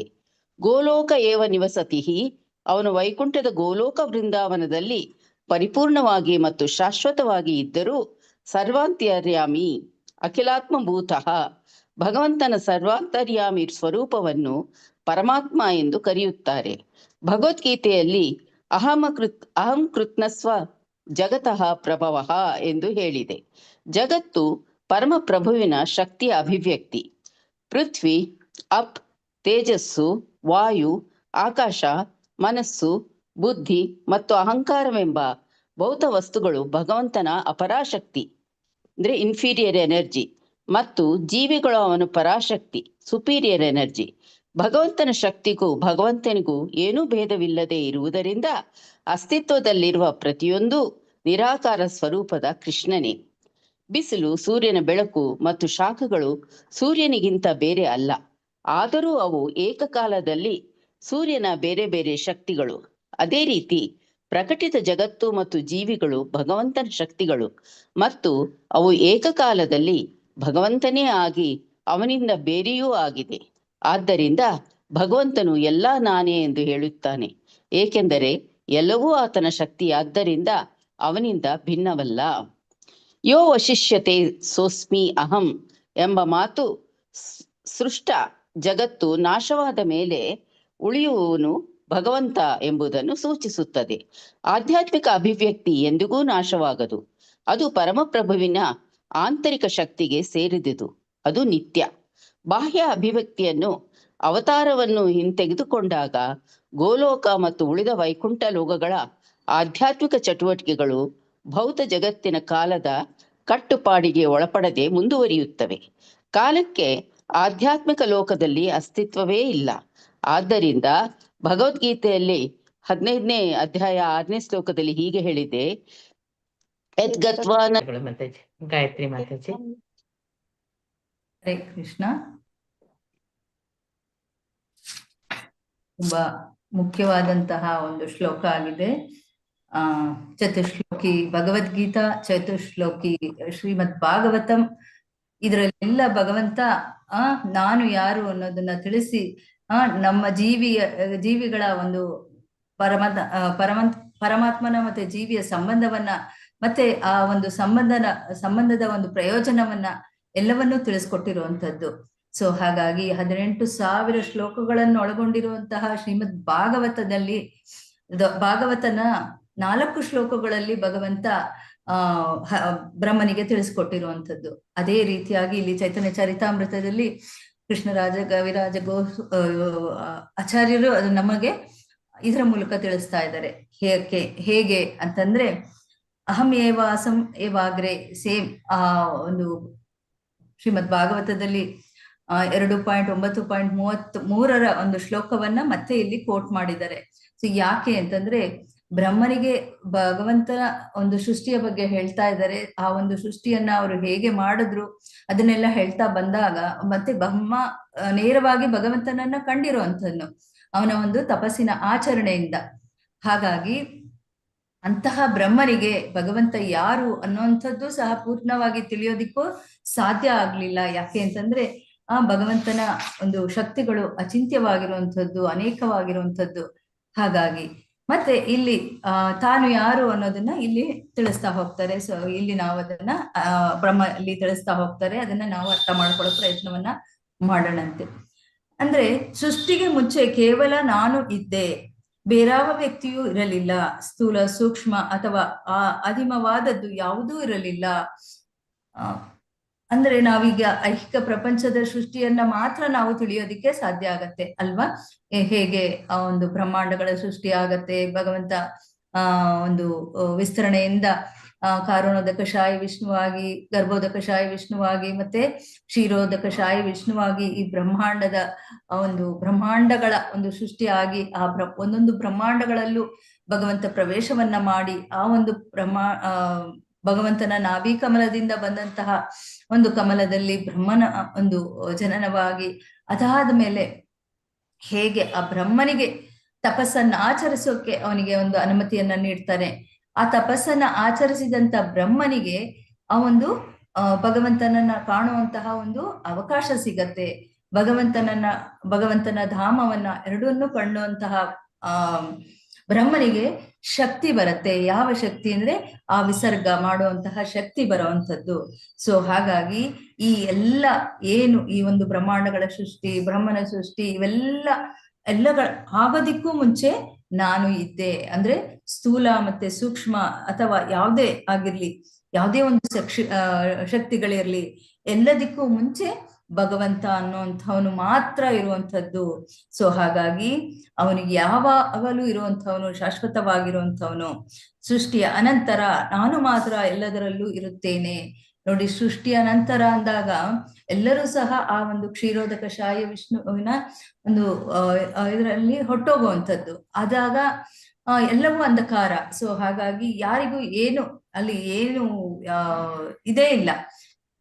ಹಾಗಾಗಿ ಅಲ್ಲಿ ಒಂದು ಚೇತನವೇ ಇರೋದಿಲ್ಲ. ಆದ್ರೂ ಸಹ ಭಗವಂತ ಇರ್ತಾನೆ, ಭಗವಂತನ ಧಾಮ ಇರತ್ತೆ. ಸೊ ಇದು ಶಾಶ್ವತವಾಗಿರುವಂಥದ್ದು. ನಾವು ಏನೇ ಸೃಷ್ಟಿ, ಸ್ಥಿತಿ, ಲಯ ಇದನ್ನ ನೋಡ್ತಾ ಇದೀವೋ ಇದೆಲ್ಲ ತಾತ್ಕಾಲಿಕವಾಗಿರುವಂಥದ್ದು ಅನ್ನೋದನ್ನ ನಾವು ಅದನ್ನು ಸಹ ಇಲ್ಲಿ ತಿಳಿಸ್ತಾ ಇದ್ದಾನೆ. ಸೊ ಹಾಗಾಗಿ ಭಾವಾರ್ಥದಲ್ಲಿ ಮೊದಲನೇದಾಗಿ ನಾನು ಅನ್ನೋದನ್ನ ಇಲ್ಲಿ ಹೇಳ್ತಾ ಇದ್ದಾರೆ. ಅಹಂ, ನಾನು. ಈಗ ಅಹಂ ನಾನು ಅಂದಾಗ ಅಲ್ಲಿ ಏನಾಗತ್ತೆ, ಒಂದು ಹೆಮ್ಮೆತನ ಬರುತ್ತೆ ಅಲ್ವಾ? ಆದ್ರೆ ಭಗವಂತ ಅಲ್ಲದೆ ಬೇರೆ ಯಾರೂ ಅವನ ಬಗ್ಗೆ ತಿಳಿಸ್ಕೊಡೋಕೆ ಸಾಧ್ಯ ಇಲ್ಲ. ಹಾಗಾಗಿ ಭಗವಂತ ಹೇಳಿದ್ದನ್ನ ನಾವು ತಿಳಿಯಬೇಕಾಗತ್ತೆ. ಮತ್ತೆ ಆ ಭಗವಂತ ಯಾರಿಗೆ ಹೇಳ್ತಾ ಇದ್ದಾನೆ? ಆ ಒಂದು ಪ್ರಥಮ ಜೀವಿಗೆ ಹೇಳ್ತಾ ಇರುವಂಥದ್ದು. ಹಾಗಾಗಿ ಅದನ್ನ ಯಾವಾಗ ಅವನು ಅರ್ಥ ಮಾಡ್ಕೊಂಡು ತನ್ನ ಒಂದು ವೇದಗಳನ್ನ ಅದನ್ನೆಲ್ಲ ರಚನೆಯಲ್ಲಿ ಇದು ಎಲ್ಲರಿಗೂ ತಿಳಿಯೋ ಹಾಗೆ ಮಾಡ್ತಾನೋ, ಆವಾಗ ಎಲ್ಲರಿಗೂ ಆ ಜ್ಞಾನ ಅನ್ನುವಂಥದ್ದು ಹರಿಯುವಂಥದ್ದು. ಹಾಗಾಗಿ ಇಲ್ಲಿ ನಾನು ಅನ್ನೋದನ್ನ ಹೇಳ್ತಾ ಇದ್ದಾರೆ. ತನ್ನದೇ ಆದ ವ್ಯಕ್ತಿತ್ವವಿರಬೇಕು. ಮಾಯಾವಾದಿಗಳು ಈ ಅಹಂ ಎಂಬ ಪದಕ್ಕೆ ನಿರಾಕಾರ ಬ್ರಹ್ಮ ಎಂದು ಅರ್ಥ ಮಾಡ್ಕೊಳ್ತಾರೆ. ಯಾರ ಒಂದು ಜ್ಞಾನದ ಪರಿಧಿ ಎಷ್ಟಿರುತ್ತೋ ಅಷ್ಟಕ್ಕೆ ಅವರಿಗೆ ಪ್ರಾಪ್ತವಾಗೋದು ಅನ್ನೋದಕ್ಕೆ ಮಾಯಾವಾದಿಗಳು ಆ ಒಂದು ಭಗವಂತನ ನಿರಾಕಾರ ಒಂದು ತತ್ವವನ್ನ ಒಪ್ಪದೇ ಇಲ್ಲ ಅವರು. ಹಾಗಾಗಿ ಅವರಿಗೆ ಬರೇ ಆ ಒಂದು ಜ್ಯೋತಿಯವರೆಗೆ ಅಷ್ಟೇ, ಬ್ರಹ್ಮ ಜ್ಯೋತಿಯವರೆಗೆ ಅಷ್ಟೇ ಅವರ ಒಂದು ಜ್ಞಾನವನ್ನು ಇರುವಂಥದ್ದು, ಅದನ್ನ ಅವರು ತಿಳ್ಕೊಳ್ಳುವಂಥದ್ದು. ಸೊ ಹಾಗಾಗಿ ಏನಾಗತ್ತೆ, ಅಲ್ಲಿ ಬ್ರಹ್ಮ ಸಾಕ್ಷಾತ್ಕಾರವನ್ನ ಹೊಂದೋದೇ ಅವರು ಪರಿಪೂರ್ಣ ಅಂತ ಅನ್ಕೊಳ್ತಾರೆ. ಆದ್ರೆ ಆ ಒಂದು ಬ್ರಹ್ಮ ಜ್ಯೋತಿ ಅಂದ್ರೆ ನಾನು ಅನ್ನೋದನ್ನ ಹೇಗೆ ಬಂತು, ಆ ಒಂದು ಬ್ರಹ್ಮ ಜ್ಯೋತಿ ಅನ್ನೋದನ್ನ ಇಲ್ಲಿ ತಿಳಿಸ್ತಾ ಇದ್ದಾರೆ. ನಾನು ಮತ್ತು ನಾನು ಎನ್ನುವುದು ಒಂದು ಸಾಕಾರ ವ್ಯಕ್ತಿಯನ್ನು ಸೂಚಿಸುತ್ತದೆ. ಅಂದ್ರೆ ಭಗವಂತನನ್ನು ಬ್ರಹ್ಮನ ಜೊತೆ ಮಾತನಾಡಬೇಕಾದ್ರೆ ತನ್ನ ದಿವ್ಯ ರೂಪವನ್ನು ಹೇಳುವಾಗ ಅಹಂ ಎಂಬ ಮಾತನ್ನು ಬಳಸುತ್ತಾನೆ. ಅಹಂ ಎಂಬ ಪದಕ್ಕೆ ನಿರ್ದಿಷ್ಟ ಅರ್ಥವಿದೆ. ಅದು ಮನ ಬಂದಂತೆ ಅರ್ಥೈಸುವ ಅಸ್ಪಷ್ಟ ಪದವಲ್ಲ. ಇಲ್ಲಿ ನೋಡಿ, ಭೌತಿಕವಾಗಿ ನಾವು ಅಹಂ ಅಂದಾಗ ಅಲ್ಲಿ ಏನಾಗತ್ತೆ, ಸೆಲ್ಫಿಶ್ ಅಂತ ಬಂದ್ಬಿಡತ್ತೆ. ಆದ್ರೆ ಇಲ್ಲಿ ಹೇಳ್ತಾ ಇರುವಂತದ್ದು, ಅಲ್ಲಿ ಭಗವಂತ ತಾನು ತಿಳಿಸ್ತಾ ಇದ್ದಾನೆ ಇಲ್ಲಿ ಬ್ರಹ್ಮನಿಗೆ. ಆ ಒಂದು ಸೃಷ್ಟಿಯ ಮೊದಲು, ಸೃಷ್ಟಿಯ ಆದ್ಮೇಲೆ ಯಾರು ಇರೋದು ಅನ್ನೋದನ್ನ ಇಲ್ಲಿ ತಿಳಿಸ್ತಾ ಇದ್ದಾರೆ. ಯಾಕೆ ಅಂತಂದ್ರೆ ಬ್ರಹ್ಮ ತಪಸ್ ಮಾಡಿದಾಗ ಅಲ್ಲಿ ಯಾರೂ ಇರ್ಲಿಲ್ಲ, ಮತ್ತೆ ಯಾರನ್ನೂ ಅವನು ಕಾಣಲಿಲ್ಲ. ಆದ್ರೆ ಅವನು ಬರೇ ತಪ ಅನ್ನುವಂತಹ ಒಂದು ಪದವನ್ನ ಕೇಳಿ ಅವನು ತಪಸ್ಸನ್ನ ಆಚರಿಸಿದಂಥವನು. ಅವನ ಒಂದು ಪ್ರಾಮಾಣಿಕತೆಗೆ ಭಗವಂತ ಮೆಚ್ಚಿರುವಂಥದ್ದು. ಅಂತಹ ಪ್ರಾಮಾಣಿಕತೆಯಿಂದ ಅವನಿಗೆ ತನ್ನನ್ನ ತಾನು ದರ್ಶನವನ್ನ ಕೊಟ್ಟಿರುವಂಥದ್ದು, ಮತ್ತೆ ತನ್ನ ಒಂದು ಧಾಮವನ್ನು ಸಹ ಅವನಿಗೆ ತೋರಿಸಿರುವಂಥದ್ದು. ಸೊ ಹಾಗಾಗಿ ಈಗ ಅವನಿಗೆ ಶಕ್ತಿಗಳನ್ನ ಕೊಟ್ಟು ಅವನಿಗೆ ಎರಡನೇ ವಿಸರ್ಗ ಮಾಡ್ಬೇಕಾಗತ್ತೆ. ಹಾಗಾಗಿ ಅವನಿಗೆ ಎಲ್ಲವೂ ಕ್ಲಿಯರ್ ಆಗಿ ತಿಳಿಲಿ ಅನ್ನೋ ಒಂದು ಉದ್ದೇಶ, ಅವನ ಮೂಲಕ ಎಲ್ಲರಿಗೂ ಸಹ ಈ ಒಂದು ಜ್ಞಾನ ಹರಿಲಿ ಅನ್ನೋ ಒಂದು ಉದ್ದೇಶನೂ ಇಲ್ಲಿ ಇರುತ್ತೆ. ಹಾಗಾಗಿ ಅಹಂ ಅಂತ ಹೇಳುವಂತಹ ಶಬ್ದ ಇಲ್ಲಿ ಸುಮ್ನೆ ಬಳಸುವಂತಹ ಅಲ್ಲ ಅನ್ನೋದನ್ನ ನಾವಿಲ್ಲಿ ಅರ್ಥ ಮಾಡ್ಕೋಬೇಕು. ಕೃಷ್ಣನು ಅಹಂ ಅಂತ ಹೇಳಿದಾಗ ಅದು ಭಗವಂತನನ್ನು ನಿರ್ದೇಶಿಸುತ್ತದೆಯೇ ಹೊರತು ಬೇರೇನನ್ನು ಅಲ್ಲ. ಮತ್ತೆ ಇಲ್ಲಿ ಸೃಷ್ಟಿಗೆ ಮುಂಚೆ ನಾನು ನಾಶವಾದ ಮೇಲೆ ಎಲ್ಲ ಪರಮ ಪುರುಷ ಮತ್ತು ಅವನ ಸಹಚರರು ಮಾತ್ರ ಇರುತ್ತಾರೆ. ಇದನ್ನ ನಾನೇ ಶ್ಲೋಕದಲ್ಲೂ ನಾವು ನೋಡಿದ್ವಿ. ಸೃಷ್ಟಿಗೆ ಮುಂಚೆ ಭಗವಂತನ ಒಂದು ಸಹಚರರು ಇರುವಂಥದ್ದು, ಭೌತ ವಸ್ತುಗಳು ಸಹ ಇರುವುದಿಲ್ಲ ಹೀಗೆಂದು ವೈದಿಕ ಸಾಹಿತ್ಯದಲ್ಲಿ ಇದು ಖಚಿತವಾಗಿದೆ. ಅಂದ್ರೆ ಅಲ್ಲಿ ಏನ್ ಮೆಟೀರಿಯಲ್ಸು ಇಲ್ಲ. ಆದ್ರೆ ಹೇಗಾಗತ್ತೆ ಈ ಒಂದು ಸೃಷ್ಟಿ ಅಂದಾಗ, ವಾಸುದೇವೇವ ಇದಂ ಅಗ್ರಂ ಆಸೀನ ಬ್ರಹ್ಮನ ಶಂಕರ. ಈ ಮಂತ್ರದ ಅರ್ಥವೇನೆಂದ್ರೆ, ಸೃಷ್ಟಿಗೆ ಮುಂಚೆ ಬ್ರಹ್ಮನಾಗಲಿ ಶಿವನಾಗಲಿ ಇರಲಿಲ್ಲ, ವಿಷ್ಣು ಮಾತ್ರ ಇದ್ದನು. ವಿಷ್ಣು ತನ್ನ ಧಾಮ ಆದ ವೈಕುಂಠದಲ್ಲಿ ಇದ್ದಾನೆ. ಆಧ್ಯಾತ್ಮಿಕ ಆಕಾಶದಲ್ಲಿ ಅಸಂಖ್ಯಾತ ವೈಕುಂಠ ಲೋಕಗಳಿವೆ. ಪ್ರತಿಯೊಂದು ಲೋಕದಲ್ಲೂ ವಿಷ್ಣುವು ತನ್ನ ಭಕ್ತರೊಂದಿಗೆ ಸಕಲ ಸಾಧನ ಸಂಪತ್ತಿನೊಂದಿಗೆ ನೆಲೆಸಿದ್ದಾನೆ. ಸೊ ಇಲ್ಲಿ ಬ್ರಹ್ಮಾಂಡದ ಮೇಲೆ ಆ ಒಂದು 7 ಪದರಗಳು, ಅದಾದ ಮೇಲೆ ವೈಕುಂಠ ಲೋಕಗಳು, ಆ ವೈಕುಂಠ ಲೋಕದ ಮೇಲೆ ಗೋಲೋಕ ವೃಂದಾವನ. ಸೊ ಆ ಒಂದು ವೈಕುಂಠ ಲೋಕಗಳಲ್ಲಿ ವಿಷ್ಣು ನಾರಾಯಣ ರೂಪನಾಗಿ ಎಲ್ಲ ಒಂದು ವೈಕುಂಠಗಳಲ್ಲೂ ಅವನು ಇರುವಂಥದ್ದು. ತನ್ನ ಒಂದು ಫಾರ್ಮ್ಸ್, ಅವನ ಒಂದು ಇದರಲ್ಲಿ ಇರುವಂಥದ್ದು. ಅಂದ್ರೆ ನಾರಾಯಣನಾಗಿ, ಅಂದ್ರೆ ರಾಮನಾಗಿ, ನರಸಿಂಹನಾಗಿ, ವಾಮನನಾಗಿ ಎಲ್ಲರ ಒಂದು ವೈಕುಂಠ ಲೋಕಗಳಲ್ಲಿ ಅವನು ಇರುವಂಥದ್ದು. ಆದ್ರೆ ಅಲ್ಲಿ ಬ್ರಹ್ಮನಾಗಲಿ ಶಿವನಾಗ್ಲಿ ಬೇರೆ ಜೀವಿಗಳಾಗ್ಲಿ ಯಾರೂ ಸಹ ಅಲ್ಲಿ ಇರಲಿಲ್ಲ ಅಂದಾಗ ನಾವಿಲ್ಲಿ ಅರ್ಥ ಮಾಡ್ಕೋಬಹುದು, ಭೌತಿಕ ಲೋಕ ಅನ್ನುವಂಥದ್ದು ಟೆಂಪರರಿ. ಆದ್ರೆ ಆಧ್ಯಾತ್ಮಿಕ ಲೋಕ ಅನ್ನುವಂಥದ್ದು ಸೃಷ್ಟಿಗೂ ಮುಂಚೆ ಇತ್ತು ಅನ್ನೋದನ್ನ ನಾವಿಲ್ಲಿ ಅರ್ಥ ಮಾಡ್ಕೊಳ್ಳೋದಕ್ಕೆ ಸಾಧ್ಯ ಆಗತ್ತೆ. ಯಾಕೆ ಅಂತಂದ್ರೆ ಆಧ್ಯಾತ್ಮಿಕ ಆಕಾಶದಲ್ಲಿ ಅಸಂಖ್ಯಾತ ವೈಕುಂಠ ಲೋಕಗಳಿವೆ. ಪ್ರತಿಯೊಂದು ಲೋಕದಲ್ಲೂ ವಿಷ್ಣುವು ತನ್ನ ಭಕ್ತರೊಂದಿಗೆ ಸಕಲ ಸಾಧನ ಸಂಪತ್ತಿನೊಂದಿಗೆ ನೆಲೆಸಿದ್ದಾನೆ. ಸೃಷ್ಟಿಯ ಕಾಲಕ್ಕೆ ನಾಶವಾದರೂ ಎಂದೆಂದಿಗೂ ನಾಶವಾಗದ ಇನ್ನೊಂದು ಧಾಮವಿದೆ. ಭಗವದ್ಗೀತೆಯಲ್ಲಿ ಹೇಳಿದೆ, ಸೃಷ್ಟಿ ಎಂದರೆ ಭೌತ ಸೃಷ್ಟಿ ಎಂದಾಗುತ್ತದೆ. ಏಕೆಂದರೆ ಆಧ್ಯಾತ್ಮಿಕ ಲೋಕದಲ್ಲಿ ಪ್ರತಿಯೊಂದು ಶಾಶ್ವತವಾಗಿರುತ್ತದೆ, ಅಲ್ಲಿ ಸೃಷ್ಟಿಯಾಗಲಿ ಲಯವಾಗಲಿ ಇರುವುದಿಲ್ಲ. ಭಗವದ್ಗೀತೆಯಲ್ಲಿ ಹೇಳಿದಂತೆ ಯದ್ಗತ್ವಾನ ನಿವರ್ತಂತೆ ತದ್ದಾಮ ಪರಮಂ. ಅಲ್ಲಿ ಒಂದು ಲೋಕವಿದೆ, ಅಲ್ಲಿ ಯಾವುದೇ ಒಂದು ಜನನ ಮರಣಗಳಿಲ್ಲ, ಅದು ನಾಶವಾಗಲ್ಲ, ಅದು ಶಾಶ್ವತವಾಗಿರುವಂತಹ ಧಾಮ ಅಂತ ಅಲ್ಲಿ ಹೇಳಿದ್ರು. ಸೊ ಹಾಗಾಗಿ ಯಾವುದು ಹಾಗಾದ್ರೆ ನಾಶವಾಗುವಂಥದ್ದು, ಕಾಲಕ್ಕೆ ಸೃಷ್ಟಿ ಆಗೋದು ಅಂದ್ರೆ ಭೌತಿಕ ಜಗತ್ತು ಅನ್ನೋದನ್ನ ನಾವಿಲ್ಲಿ ಅರ್ಥ ಮಾಡ್ಕೋಬೇಕಾಗತ್ತೆ. ಸೊ ಭಗವಂತ ಆ ಭೌತಿಕ ಜಗತ್ತಿನ ಸೃಷ್ಟಿಯನ್ನ ಯಾವ ರೀತಿಯಲ್ಲಿ ಸೃಷ್ಟಿಸ್ತಾನೆ, ಮತ್ತೆ ಆ ಒಂದು ಸೃಷ್ಟಿ ಲಯ ಮತ್ತೆ ಪಾಲನೆ ಎಲ್ಲವನ್ನೂ ಸಹ ಮಾಡುವಂಥದ್ದು. ಆದ್ರೆ ಇಲ್ಲಿ ಶಿವ ಮತ್ತೆ ಬ್ರಹ್ಮ ಅವರ ಒಂದು ಪಾರ್ಟ್ ಏನಿದೆ ಅಂದ್ರೆ, ಬ್ರಹ್ಮನ ಸೃಷ್ಟಿಯ ಕಾರ್ಯವನ್ನ ಮಾಡ್ತಾನೆ, ಶಿವ ಲಯ ಕಾರ್ಯವನ್ನ ಮಾಡ್ತಾನೆ, ಆದ್ರೆ ವಿಷ್ಣು ಅದನ್ನ ಪಾಲನೆಯನ್ನ ಮಾಡ್ತಾನೆ. ಹಾಗಾಗಿ ವಿಷ್ಣು ಸದಾ ಇರುವಂಥವನು ಅನ್ನೋದನ್ನ ನಾವಿಲ್ಲಿ ಅರ್ಥ ಮಾಡ್ಕೋಬೇಕು. ಭೌತ ಜಗತ್ತಿನ ಸೃಷ್ಟಿಗೆ ಮುಂಚೆ ತನ್ನ ಸಮಸ್ತ ದಿವ್ಯ ಸಂಪತ್ತಿನೊಂದಿಗೆ ಸಕಲ ಶಕ್ತಿ, ಸಕಲ ಐಶ್ವರ್ಯ, ಸಕಲ ಸೌಂದರ್ಯ, ಸಕಲ ಜ್ಞಾನ, ಸಕಲ ಪ್ರಸಿದ್ಧಿ ಮತ್ತು ಸಕಲ ವೈರಾಗ್ಯದೊಂದಿಗೆ ತಾನು ಇದ್ದುದಾಗಿ ಭಗವಂತ ತಿಳಿಸುತ್ತಾನೆ. ಅಂದ್ರೆ ಭಗವಂತ ಯಾವಾಗಲೂ ಪೂರ್ಣ. ಅಂತಹ ಪೂರ್ಣನಾದಂತಹನಿಂದ ಏನೇ ಒಂದು ಸೃಷ್ಟಿಯಾಗಲಿ ಲಯವಾಗಲಿ ಅಥವಾ ನಾಶವಾಗಲಿ ಆದ್ರೂ ಸಹ ಅವನು ಪೂರ್ಣವಾಗಿರುವಂತವನು. ಈಗ ನೋಡಿ, ಅವನ ಭೌತಿಕ ಶಕ್ತಿಗಳಿಂದನೇ ಒಂದು ಸೃಷ್ಟಿಯ ಕಾರ್ಯ, ಭೌತಿಕ ಜಗತ್ತಿನ ಸೃಷ್ಟಿಯ ಕಾರ್ಯ ನಡೆಯುತ್ತೆ. ಹಾಗನ್ಬಿಟ್ಟು ಅವನ ಒಂದು ಏನು ಶಕ್ತಿಗಳು ನಾಶವಾಗಲ್ಲ. ಪೂರ್ಣದಿಂದ ಏನನ್ನ ತೆಗೆದ್ರೂ ಅದು ಪೂರ್ಣವಾಗಿ ಉಳಿಯುವಂತಹದ್ದು ಅದು ಭಗವಂತ ಅನ್ನೋದನ್ನ ನಾವಿಲ್ಲಿ ಅರ್ಥ ಮಾಡ್ಕೋಬೇಕು. ಓಂ ಪೂರ್ಣಮದಂ ಪೂರ್ಣಮಿದಂ ಪೂರ್ಣಾತ್ ಪೂರ್ಣಮುದಚ್ಯತೆ ಪೂರ್ಣಸ್ಯ ಪೂರ್ಣಮಾದಾಯ ಪೂರ್ಣಮೇವಾವಶಿಷ್ಯತೆ ಅಂತ ಹೇಳಿದ್ರು ಅಲ್ವಾ.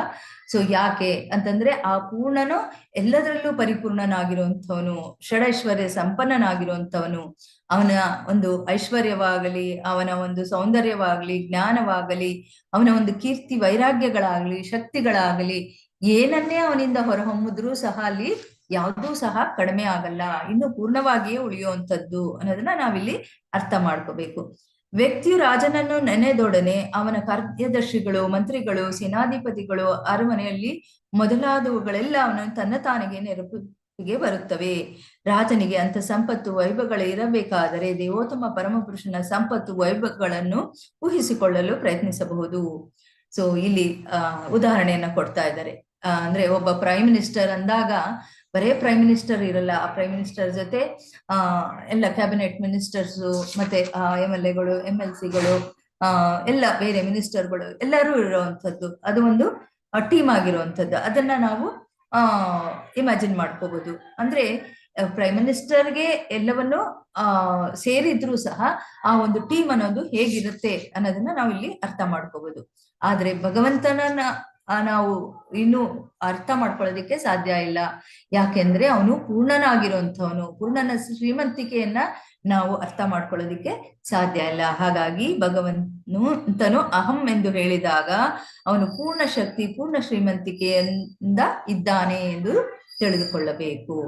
ಇನ್ನು ಮುಂದೆ ಯತ್ ಎಂಬ ಪದವು ಭಗವಂತನ ನಿರಾಕಾರ ಪ್ರಭೆಯ ಬ್ರಹ್ಮನನ್ನು ಸೂಚಿಸುತ್ತದೆ. ಸೊ ಇಲ್ಲಿ ಮಾಯಾವಾದಿಗಳಾಗ್ಲಿ, ನಿರಾಕಾರವಾದಿಗಳಾಗ್ಲಿ ಅವರು ಮಾಡುವಂಥದ್ದು ಪರಿಪೂರ್ಣವಾದಂತಹ ಸಾಕ್ಷಾತ್ಕಾರವಲ್ಲ. ಅವರು ಭಗವಂತನ ಒಂದು ಬ್ರಹ್ಮನ್ ಸಾಕ್ಷಾತ್ಕಾರವನ್ನ ಹೊಂದುವಂತಹ ಪ್ರಯತ್ನವಲ್ಲಿ ಇರುವಂತದ್ದು. ಆದ್ರೆ ಆ ಒಂದು ಬ್ರಹ್ಮನ್ ಬಂದಿರುವಂಥದ್ದು ಸಹ ಭಗವಂತನಿಂದ ಅನ್ನೋದನ್ನ ಇಲ್ಲಿ ಹೇಳ್ತಾ ಇದ್ದಾರೆ. ಬ್ರಹ್ಮ ಸಂಹಿತೆಯಲ್ಲಿ ತದ್ಬ್ರಹ್ಮ ನಿಷ್ಕಲಂ ಅನಂತಂ ಅಶೇಷ ಭೂತಂ ಎಂದು ಹೇಳಿದೆ. ಅಂದರೆ ಬ್ರಹ್ಮನ್ ಪ್ರಭೆ ಅಪರಿಮಿತವಾಗಿ ವಿಸ್ತರಿಸುತ್ತದೆ ಎಂದರ್ಥ. ಈಗ ಸೂರ್ಯನ ಒಂದು ಎಕ್ಸಾಂಪಲ್ ಕೊಟ್ಟಿದ್ದಾರೆ. ಸೂರ್ಯನ ಒಂದು ಬೆಳಕು ಈಗ ಬರೇ ಒಂದು ಇಂಡಿಯಾಗೆ ಬೀಳೋದಿಲ್ಲ, ಅಥವಾ ಒಂದು ಬರೇ ಬೆಂಗಳೂರು ಮಂಗಳೂರಿಗೆ ಮಾತ್ರ ಬೀಳೋದಿಲ್ಲ ಅಲ್ವಾ. ಅದು ಎಲ್ಲ ಕಡೆಯಲ್ಲೂ ಒಂದು ಗೊಂದಿಗಳಲ್ಲಿ ಎಲ್ಲ ಇಡೀ ವಿಶ್ವಕ್ಕೆ ಅದು ಬೆಳಗುವಂಥದ್ದು. ಅಂದ್ರೆ ಈ ಒಂದು ಬ್ರಹ್ಮಾಂಡಕ್ಕೆ ಸೂರ್ಯನ ಬೆಳಕು ಬರುವಂಥದ್ದು. ಆದ್ರೆ ಎಲ್ಲಿ ಆ ಒಂದು ಬೆಳಕಿಗೆ ಒಂದು ಅಡ್ಡ ಏನಿದೆಯೋ ಆ ಅಡ್ಡ ಆದಾಗ ಮಾತ್ರ ಅಲ್ಲಿ ಕತ್ತಲೆ ಅನ್ನುವಂಥದ್ದು ಇರುವಂಥದ್ದು. ಆದ್ರೆ ಆ ಒಂದು ಬೆಳಕು ಬರುವಂತಹ ಒಂದು ಸೂರ್ಯನ ಒಂದು ಗ್ರಹ ಏನಿದೆ, ಆ ಗ್ರಹದಲ್ಲಿ ಇರುವಂತಹ ಒಬ್ಬ ಏನು ಸೂರ್ಯ ದೇವ ಏನಿದ್ದಾನೆ ಅವನು ಶಾಶ್ವತನಾಗಿರುವಂಥವನು. ಸೊ ಹಾಗಾಗಿ ಅದು ಸೂರ್ಯ ಅಂದ್ರೆ ಸೂರ್ಯ ದೇವನೇ ಆಗಿರುವಂಥದ್ದು. ಆದ್ರೆ ಆ ಸೂರ್ಯನ ಪ್ರಭೆಯನ್ನ ನಾವು ಸೂರ್ಯ ಅನ್ನೋದಕ್ಕೆ ಸಾಧ್ಯ ಇಲ್ಲ. ಹಾಗಾಗಿ ಇಲ್ಲಿ ಭಗವಂತನಿಂದ ಬಂದಿರುವಂತಹ ಒಂದು ಬ್ರಹ್ಮ ಜ್ಯೋತಿ ಏನಿದೆ ಅದು ಪರಿಪೂರ್ಣ ಅಲ್ಲ. ಆದ್ರೆ ಅದು ಎಲ್ಲದಕ್ಕೂ ಕಾರಣವಾಗಿರುವಂಥದ್ದು. ಹೇಗೆ ಅಂತಂದ್ರೆ ಈ ಒಂದು ಸೃಷ್ಟಿಗೆ ಕಾರಣವಾಗಿರುವಂಥದ್ದು ಆ ಬ್ರಹ್ಮನ್. ಈಗ ಹೇಗೆ ಒಂದು ಸೂರ್ಯನಿಂದ ಬರುವಂತಹ ಕಿರಣಗಳು ಇಂದ ಶಾಖ ಬೆಳಕಿನಿಂದ ಎಲ್ಲವೂ ಸಹ ಪಸರಿಸುತ್ತೋ ಆ ರೀತಿಯಲ್ಲಿ ಆ ಬ್ರಹ್ಮನ್ ಸಹ ಎಲ್ಲ ಸೃಷ್ಟಿಗೂ ಕಾರಣವಾಗಿರುವಂಥದ್ದು. ಸೊ ಇದನ್ನ ನಾವು ಅರ್ಥ ಮಾಡ್ಕೋಬೇಕು. ಮತ್ತೆ ಆದ್ರೆ ಆ ಶಕ್ತಿಯ ಮೂಲವೆಂದರೆ ದೇವೋತ್ತಮ ಪರಮ ಪುರುಷ. ಯಾರಿಂದ ಬಂದಿರುವಂಥದ್ದು ಅಂತಹ ಬ್ರಹ್ಮಜ್ಯೋತಿ ಅಂದಾಗ ಅದು ಭಗವಂತನಿಂದ. ಸೊ ಈ ಭಗವಂತ ಹಾಗಾಗಿ ನಿರಾಕಾರನಲ್ಲ ಅನ್ನೋದನ್ನ ನಾವು ಅರ್ಥ ಮಾಡ್ಕೊಳ್ಬೇಕು. ಮತ್ತೆ ಮಾಯಾವಾದಿ ಮತ್ತೆ ನಿರಾಕಾರವಾದಿಗಳ ಒಂದು ತತ್ವ ಪರಿಪೂರ್ಣ ಅಲ್ಲ ಅನ್ನೋದು ಸಹ ಇಲ್ಲಿ ತಿಳ್ಕೊಳ್ಳೋದಕ್ಕೆ ಸಾಧ್ಯ ಆಗತ್ತೆ.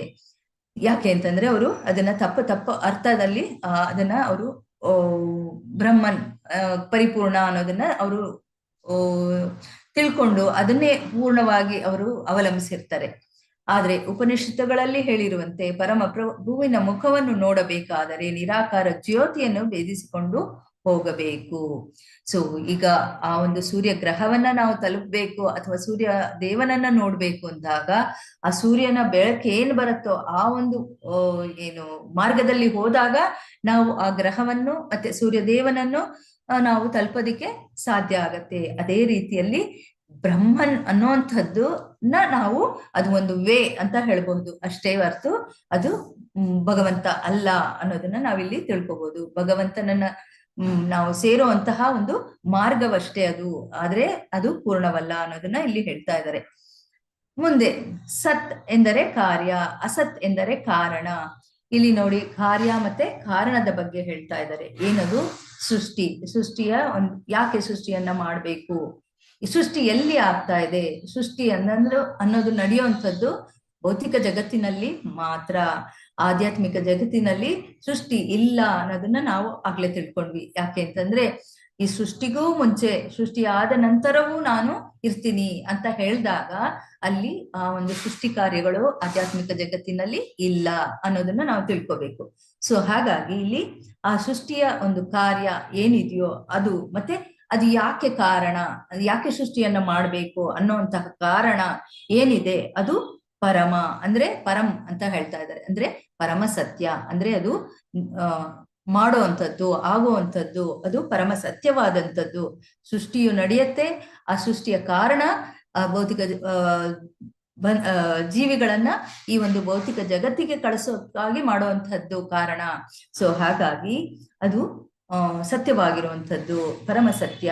ಅಂದ್ರೆ ಜೀವಿಗಳಾದಂತಹವರು ಈ ಒಂದು ಭೌತಿಕ ಜಗತ್ತಿಗೆ ಬಂದು ಆ ಪರಮ ಸತ್ಯನ ಒಂದು ಅನ್ವೇಷಣೆಯನ್ನ ಮಾಡಿ ಮತ್ತೆ ಆ ಭಗವಂತನ ಧಾಮಕ್ಕೆ ಹಿಂದಿರುಗುವಂಥದ್ದು ಅವರ ಒಂದು ಕರ್ತವ್ಯವಾಗಿದೆ. ಯಾವಾಗ ಅವರು ತಮ್ಮನ್ನ ತಾವು ಭಗವಂತನ ಒಂದು ಸಮವಾಗಿ ನೋಡ್ಬೇಕು ಅನ್ನೋ ಒಂದು ಆಸೆಯನ್ನ ಇಟ್ಕೊಂಡ್ರು, ನಾನು ಸಹ ಒಂದು ಎಂಜಾಯ್ ಮಾಡ್ಬೇಕು, ನಾನು ಲೀಡರ್ ಆಗ್ಬೇಕು ಅಂದಾಗ ಭಗವಂತ ಏನ್ ಮಾಡಿದ್ರು, ಹೋಗು ನಿನ್ನ ಕಾರ್ಯಗಳನ್ನ ನೀನು ಮಾಡ್ಕೋ ಅಂತ ಹೇಳಿ ಈ ಒಂದು ಭೌತಿಕ ಜಗತ್ತಿನ ಒಂದು ಸೃಷ್ಟಿಯನ್ನ ಮಾಡಿದ್ರು.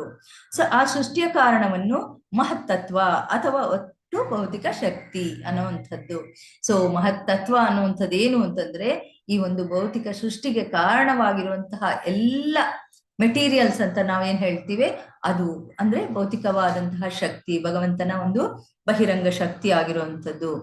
ಅದರ ಕಾರಣವನ್ನು ಸೃಷ್ಟಿ ಎಂದು ಕರೆಯುತ್ತಾರೆ. ಅದನ್ನ ಯಾಕೆ ಅದನ್ನ ಇಡಿಸಿದ್ರು, ಅದರ ಕಾರಣ ಏನು, ಅದರ ಕಾರ್ಯ ಏನು ಅಂದಾಗ ಇದನ್ನೆಲ್ಲ ಸೃಷ್ಟಿ ಅಂತ ಇಲ್ಲಿ ಹೇಳ್ತಾ ಇದ್ದಾರೆ. ಆದರೆ ಕಾರ್ಯವಾಗಲಿ ಕಾರಣವಾಗಲಿ ಆರಂಭದಲ್ಲಿ ಇರಲಿಲ್ಲ. ಅಂದ್ರೆ ಈ ಒಂದು ಬ್ರಹ್ಮಾಂಡಗಳ ಸೃಷ್ಟಿ ಆಗಕ್ಕೂ ಮುಂಚೆ ಏನು ಇರ್ಲಿಲ್ಲ ಅನ್ನೋದನ್ನ ಕ್ಲಿಯರ್ ಆಗಿ ಇಲ್ಲಿ ಹೇಳ್ತಾ ಇದ್ದಾರೆ. ಅವು ಭಗವಂತನಿಂದ ಹುಟ್ಟಿದವು, ಕಾಲದ ಶಕ್ತಿ ಹುಟ್ಟಿದಂತೆ ಇದನ್ನು ವೇದಾಂತ ಸೂತ್ರದಲ್ಲಿ ಹೇಳಿದೆ. ಜನ್ಮಾದ್ಯಸ್ಯ ಯತಃ ಅಂದ್ರೆ ನೋಡಿ, ಪ್ರಭುಪಾದರು ಎಷ್ಟು ಪ್ರಮಾಣಗಳನ್ನ ಕೊಟ್ಟು ನಮಗೆ ಈ ಒಂದು ತಿಳುವಳಿಕೆಯನ್ನ ಕೊಡ್ತಾ ಇದ್ದಾರೆ. ಹೇಗೆ ಈ ಒಂದು ಸೃಷ್ಟಿ ಕಾರ್ಯ ನಡೆಯುತ್ತೆ, ಮತ್ತೆ ಯಾವುದು ಸಾಕಾರ, ಯಾವುದು ನಿರಾಕಾರ, ಭಗವಂತ ಯಾರು, ಭಗವಂತನನ್ನ ನಾವು ಹೇಗೆ ತಿಳಿಬೇಕು ಅನ್ನೋದಕ್ಕೆ ನಮಗೆ ಈ ಎಲ್ಲ ಪ್ರಮಾಣಗಳನ್ನ ಕೊಟ್ಟು ಹೇಳ್ತಾ ಇದ್ದಾರೆ. ಸೊ ಇಲ್ಲಿ ಶ್ರೀಮದ್ ಭಾಗವತ ಶುರುವಾಗೋದೇ ಜನ್ಮಾದ್ಯಸ್ಯ ಯತಃ ಅನ್ನೋದು ಒಂದು ಶ್ಲೋಕದಿಂದ. ಜನ್ಮಾದ್ಯಸ್ಯ ಯತೋ ಅನ್ವಯಾತ್ ಇತರತ ಅರ್ಥೇಶ್ವ ಅಭಿಘ್ನಸ್ವರಾಟ್. ಸೊ ಎಲೆ ಸ್ವಾಮಿಯೇ, ವಸುದೇವ ಪುತ್ರನಾದ ಶ್ರೀಕೃಷ್ಣನೇ, ಸರ್ವವ್ಯಾಪಿಯಾದ ದೇವೋತ್ತಮ ಪುರುಷನೇ, ನಿನಗೆ ಭಕ್ತಿಪೂರ್ವಕ ನಮಿಸುತ್ತೇನೆ ಅಂತ ಇಲ್ಲಿ ವೇದವ್ಯಾಸರು ಹೇಳ್ತಾ ಇರುವಂಥದ್ದು. ಅಂದ್ರೆ ಸರ್ವವ್ಯಾಪಿ ಆಗಿರುವಂಥವನು ಅಂತ ಇಲ್ಲಿ ಹೇಳ್ತಾ ಇದ್ದಾರೆ. ಅಂದ್ರೆ ಎಲ್ಲವನ್ನು ಹೇಗೆ ನಮಗೆ ಪೂರ್ಣವಾಗಿ ತಿಳಿಸ್ಕೊಡ್ತಾ ಇದ್ದಾರೆ ಅನ್ನೋದನ್ನ ನಾವು ನೋಡ್ಬೇಕು. ದೇವೋತ್ತಮನಾದ ಶ್ರೀಕೃಷ್ಣನೇ ಪರಮ ಸತ್ಯ, ದೃಷ್ಟಿ ಗೋಚರವಾದ ಸಮಸ್ತ ಲೋಕಗಳ ಸೃಷ್ಟಿ ಸ್ಥಿತಿ ಲಯಗಳಿಗೆ ಆದ್ಯ ಕಾರಣನಾದ ಶ್ರೀಕೃಷ್ಣನು ಕಾರಣಪುರುಷನಾದ್ದರಿಂದ ನಾನು ಅವನ ಧ್ಯಾನವನ್ನ ಮಾಡುತ್ತೇನೆ ಅಂತ ಇಲ್ಲಿ ಪ್ರಾರಂಭ ಆಗಿರುವಂಥದ್ದೇ ಜನ್ಮಾದ್ಯಸ್ಯ ಅನ್ನೋದ್ರಿಂದ. ಹಾಗಾಗಿ ಇದನ್ನ ನಾವು ಇಲ್ಲಿ ನಮ್ಗೆ ತಿಳಿಸ್ತಾ ಇದ್ದಾರೆ, ಇದನ್ನ ಒಂದು ಕನ್ಫರ್ಮೇಶನ್ ಕೊಡ್ತಾ ಇದ್ದಾರೆ. ವಿಶ್ವ ಸೃಷ್ಟಿಯಲ್ಲಿ ಉದ್ದಕ್ಕೂ ಸ್ಪಷ್ಟವಾಗಿ ಹೇಳಿದೆ ಭಗವದ್ಗೀತೆ 10.8 ಅಂದ್ರೆ ಚತುಶ್ಲೋಕಿ ಭಗವದ್ಗೀತೆಯ ಮೊದಲನೇ ಶ್ಲೋಕ, ಅಹಂ ಸರ್ವಸ್ಯ ಪ್ರಭವ ಮತ್ತ ಸರ್ವಂ ಪ್ರವರ್ತತೆ. ಅಲ್ಲೂ ಸಹ ಅಲ್ಲಿ ಭಗವಂತ ಹೇಳಿರೋದು ನಾನು ಎಲ್ಲದರ ಉಗಮ ಸ್ಥಾನ ಅಂತ. ಸೊ ಭೌತ ಬ್ರಹ್ಮಾಂಡದವು ನಶ್ವರವಾದ್ದರಿಂದ ಕೆಲವು ವೇಳೆ ಪ್ರಕಟವಾಗುತ್ತದೆ, ಕೆಲವು ವೇಳೆ ಪ್ರಕಟವಾಗುವುದಿಲ್ಲ. ಆದರೆ ಅದರ ಶಕ್ತಿಯು ಪರಮ ಪ್ರಭುವಿನಿಂದ ಹೊರಹೊಮ್ಮುತ್ತದೆ. ಸೃಷ್ಟಿ ಪೂರ್ವದಲ್ಲಿ ಕಾರಣವಾಗಲಿ ಕಾರ್ಯವಾಗಲಿ ಯಾವುದೂ ಇರಲಿಲ್ಲ. ಆದರೆ ಭಗವಂತನು ತನ್ನ ಸಕಲ ಐಶ್ವರ್ಯ ಶಕ್ತಿಗಳಿಂದ ಇದ್ದನು. ಸೊ ಯಾವುದೇ ಒಂದು ಸೃಷ್ಟಿಗಳ ಆಗದೆ ಇರೋದಕ್ಕೂ ಮುಂಚೆ ಭಗವಂತ ಸದಾ ಅವನು ಷಡೈಶ್ವರ್ಯ ಸಂಪನ್ನನಾಗಿ ತನ್ನ ಒಂದು ಶಾಶ್ವತವಾದಂತಹ ಒಂದು ಲೋಕದಲ್ಲಿ ಅವನು ಲೀಲೆಗಳನ್ನ ನಡೆಸ್ತಾ ಇರುವಂತಹವನು. ಆದ್ರೆ ಇದೆಲ್ಲ ತಾತ್ಕಾಲಿಕವಾದಂತಹ ಒಂದು ಏನ್ ಹೇಳ್ಬಹುದು ಕಾರ್ಯಗಳಾಗಿರುವಂಥದ್ದು. ಸೊ ಹಾಗಾಗಿ ಈ ಭೌತಿಕವಾದಂತಹ ಸೃಷ್ಟಿ ಸ್ಥಿತಿ ಲಯ ಎಲ್ಲವೂ ತಾತ್ಕಾಲಿಕವಾಗಿರುವಂಥದ್ದು. ಆದ್ರೆ ಸದಾ ಇರುವಂಥದ್ದು ಭಗವಂತನ ಧಾಮ, ಭಗವಂತನ ಲೀಲೆಗಳು, ಭಗವಂತನ ಒಂದು ಷಡೈಶ್ವರ್ಯ ಸಂಪನ್ನಗಳು ಅನ್ನೋದನ್ನ ಇಲ್ಲಿ ಹೇಳ್ತಾ ಇದ್ದಾರೆ. ಪಶ್ಚಾದಹಂ ಎಂಬ ಮಾತು ಸೃಷ್ಟಿಯಾದ ಜಗತ್ತು ನಾಶವಾದ ಮೇಲೂ ಭಗವಂತ ಇರುತ್ತಾನೆ ಎಂಬುದನ್ನು ಸೂಚಿಸುತ್ತದೆ. ಅಂದ್ರೆ ನಾವು ಈ ಭಗವದ್ಗೀತೆ ಭಾಗವತದಿಂದ ಸ್ವಲ್ಪ ಅರ್ಥ ಮಾಡ್ಕೊಂಡಿರೋದೇನು ಅಂತಂದಾಗ, ಭಗವಂತನ ಒಂದು ಕಾರಣೋದಕಶಾಹಿ ವಿಷ್ಣುವಿನ ಒಂದು ಉಸಿರಾಟದಿಂದ ಬ್ರಹ್ಮಾಂಡಗಳ ಒಂದು ಸೃಷ್ಟಿ ಆಗತ್ತೆ. ಮತ್ತೆ ಆ ಒಂದು ಬ್ರಹ್ಮನ ಒಂದು 100 ವರ್ಷಗಳ ಕಳೆದಾದ್ಮೇಲೆ, ಅಂದ್ರೆ ಕಾರಣೋದಕಶಾಹಿ ವಿಷ್ಣು ಆ ಒಂದು ಉಸಿರನ್ನ ವಾಪಸ್ ತಗೊಂಡಾಗ ಮತ್ತೆ ಎಲ್ಲ ಬ್ರಹ್ಮಾಂಡಗಳು ಅವನಲ್ಲಿ ಲೀನವಾಗುವಂಥದ್ದು. ಆ ಒಂದು ಉಸಿರಿನ ಒಂದು ವೇಳೆ ಏನಿರುತ್ತೋ ಅಷ್ಟೇ ಈ ಬ್ರಹ್ಮಾಂಡಗಳ ಸೃಷ್ಟಿ ಮತ್ತೆ ಪಾಲನೆ ಮತ್ತೆ ಆ ಒಂದು ಲಯ ಅನ್ನುವಂಥದ್ದು ಅಷ್ಟು ಕಾಲದಲ್ಲಿಯೇ ಆಗುವಂಥದ್ದು. ಸೊ ಹಾಗಾಗಿ ಇದನ್ನ ತಿಳ್ಕೊಂಡಾಗ ಇದು ನಾಶವಾಗುವಂತಹ ಜಗತ್ತು ಅನ್ನೋದನ್ನ ನಾವು ಇಲ್ಲಿ ಅರ್ಥ ಮಾಡ್ಕೋಬಹುದು. ಆದ್ರೆ ಇದೆಲ್ಲ ಸೃಷ್ಟಿ ಆಗೋದಕ್ಕೆ ಕಾರಣವಾಗಿರುವಂತಹ ಭಗವಂತ ಅಂದ್ರೆ ಈ ಎಲ್ಲ ಲೋಕಗಳ ಮೇಲೆ, ಆ ವೈಕುಂಠ ಲೋಕಗಳಲ್ಲಿ ಅವನು ಇರುವಂಥದ್ದು, ಅದು ಯಾವಾಗ್ಲೂ ಇರುವಂಥದ್ದು, ಅದು ಶಾಶ್ವತವಾಗಿರುವಂಥದ್ದು. ಹಾಗಾಗಿ ಆಯಾ ಸಮಯಕ್ಕೆ ಆ ಒಂದು ಸೃಷ್ಟಿ ಸ್ಥಿತಿ ಲಯವನ್ನ ಮಾಡ್ತಾನೆ, ಮತ್ತೆ ಅದು ಆ ಒಂದು ಪ್ರೊಸೆಸ್ ಏನಿದೆ ಅದು ನಡೀತಾ ಇರುವಂಥದ್ದು. ಆದ್ರೆ ಆ ಒಂದು ಪೀರಿಯಡ್ ಏನಿದೆ, ಟ್ರಾನ್ಸಿಷನ್ ಪೀರಿಯಡ್ ಅಂತ ಏನ್ ಹೇಳ್ತೀವಿ, ಆಗ ಏನು ಇಲ್ದೇನೂ ಇರುವಂತಹ ಒಂದು ಸಮಯ ಇರುತ್ತೆ. ಆದ್ರೆ ಆಗ ಭಗವಂತನ ಧಾಮ, ಭಗವಂತನ ಸಂಗಡಿಗರು ಎಲ್ಲರೂ ಶಾಶ್ವತವಾಗಿ ಅವರ ಒಂದು ಧಾಮದಲ್ಲಿ ಇರ್ತಾರೆ.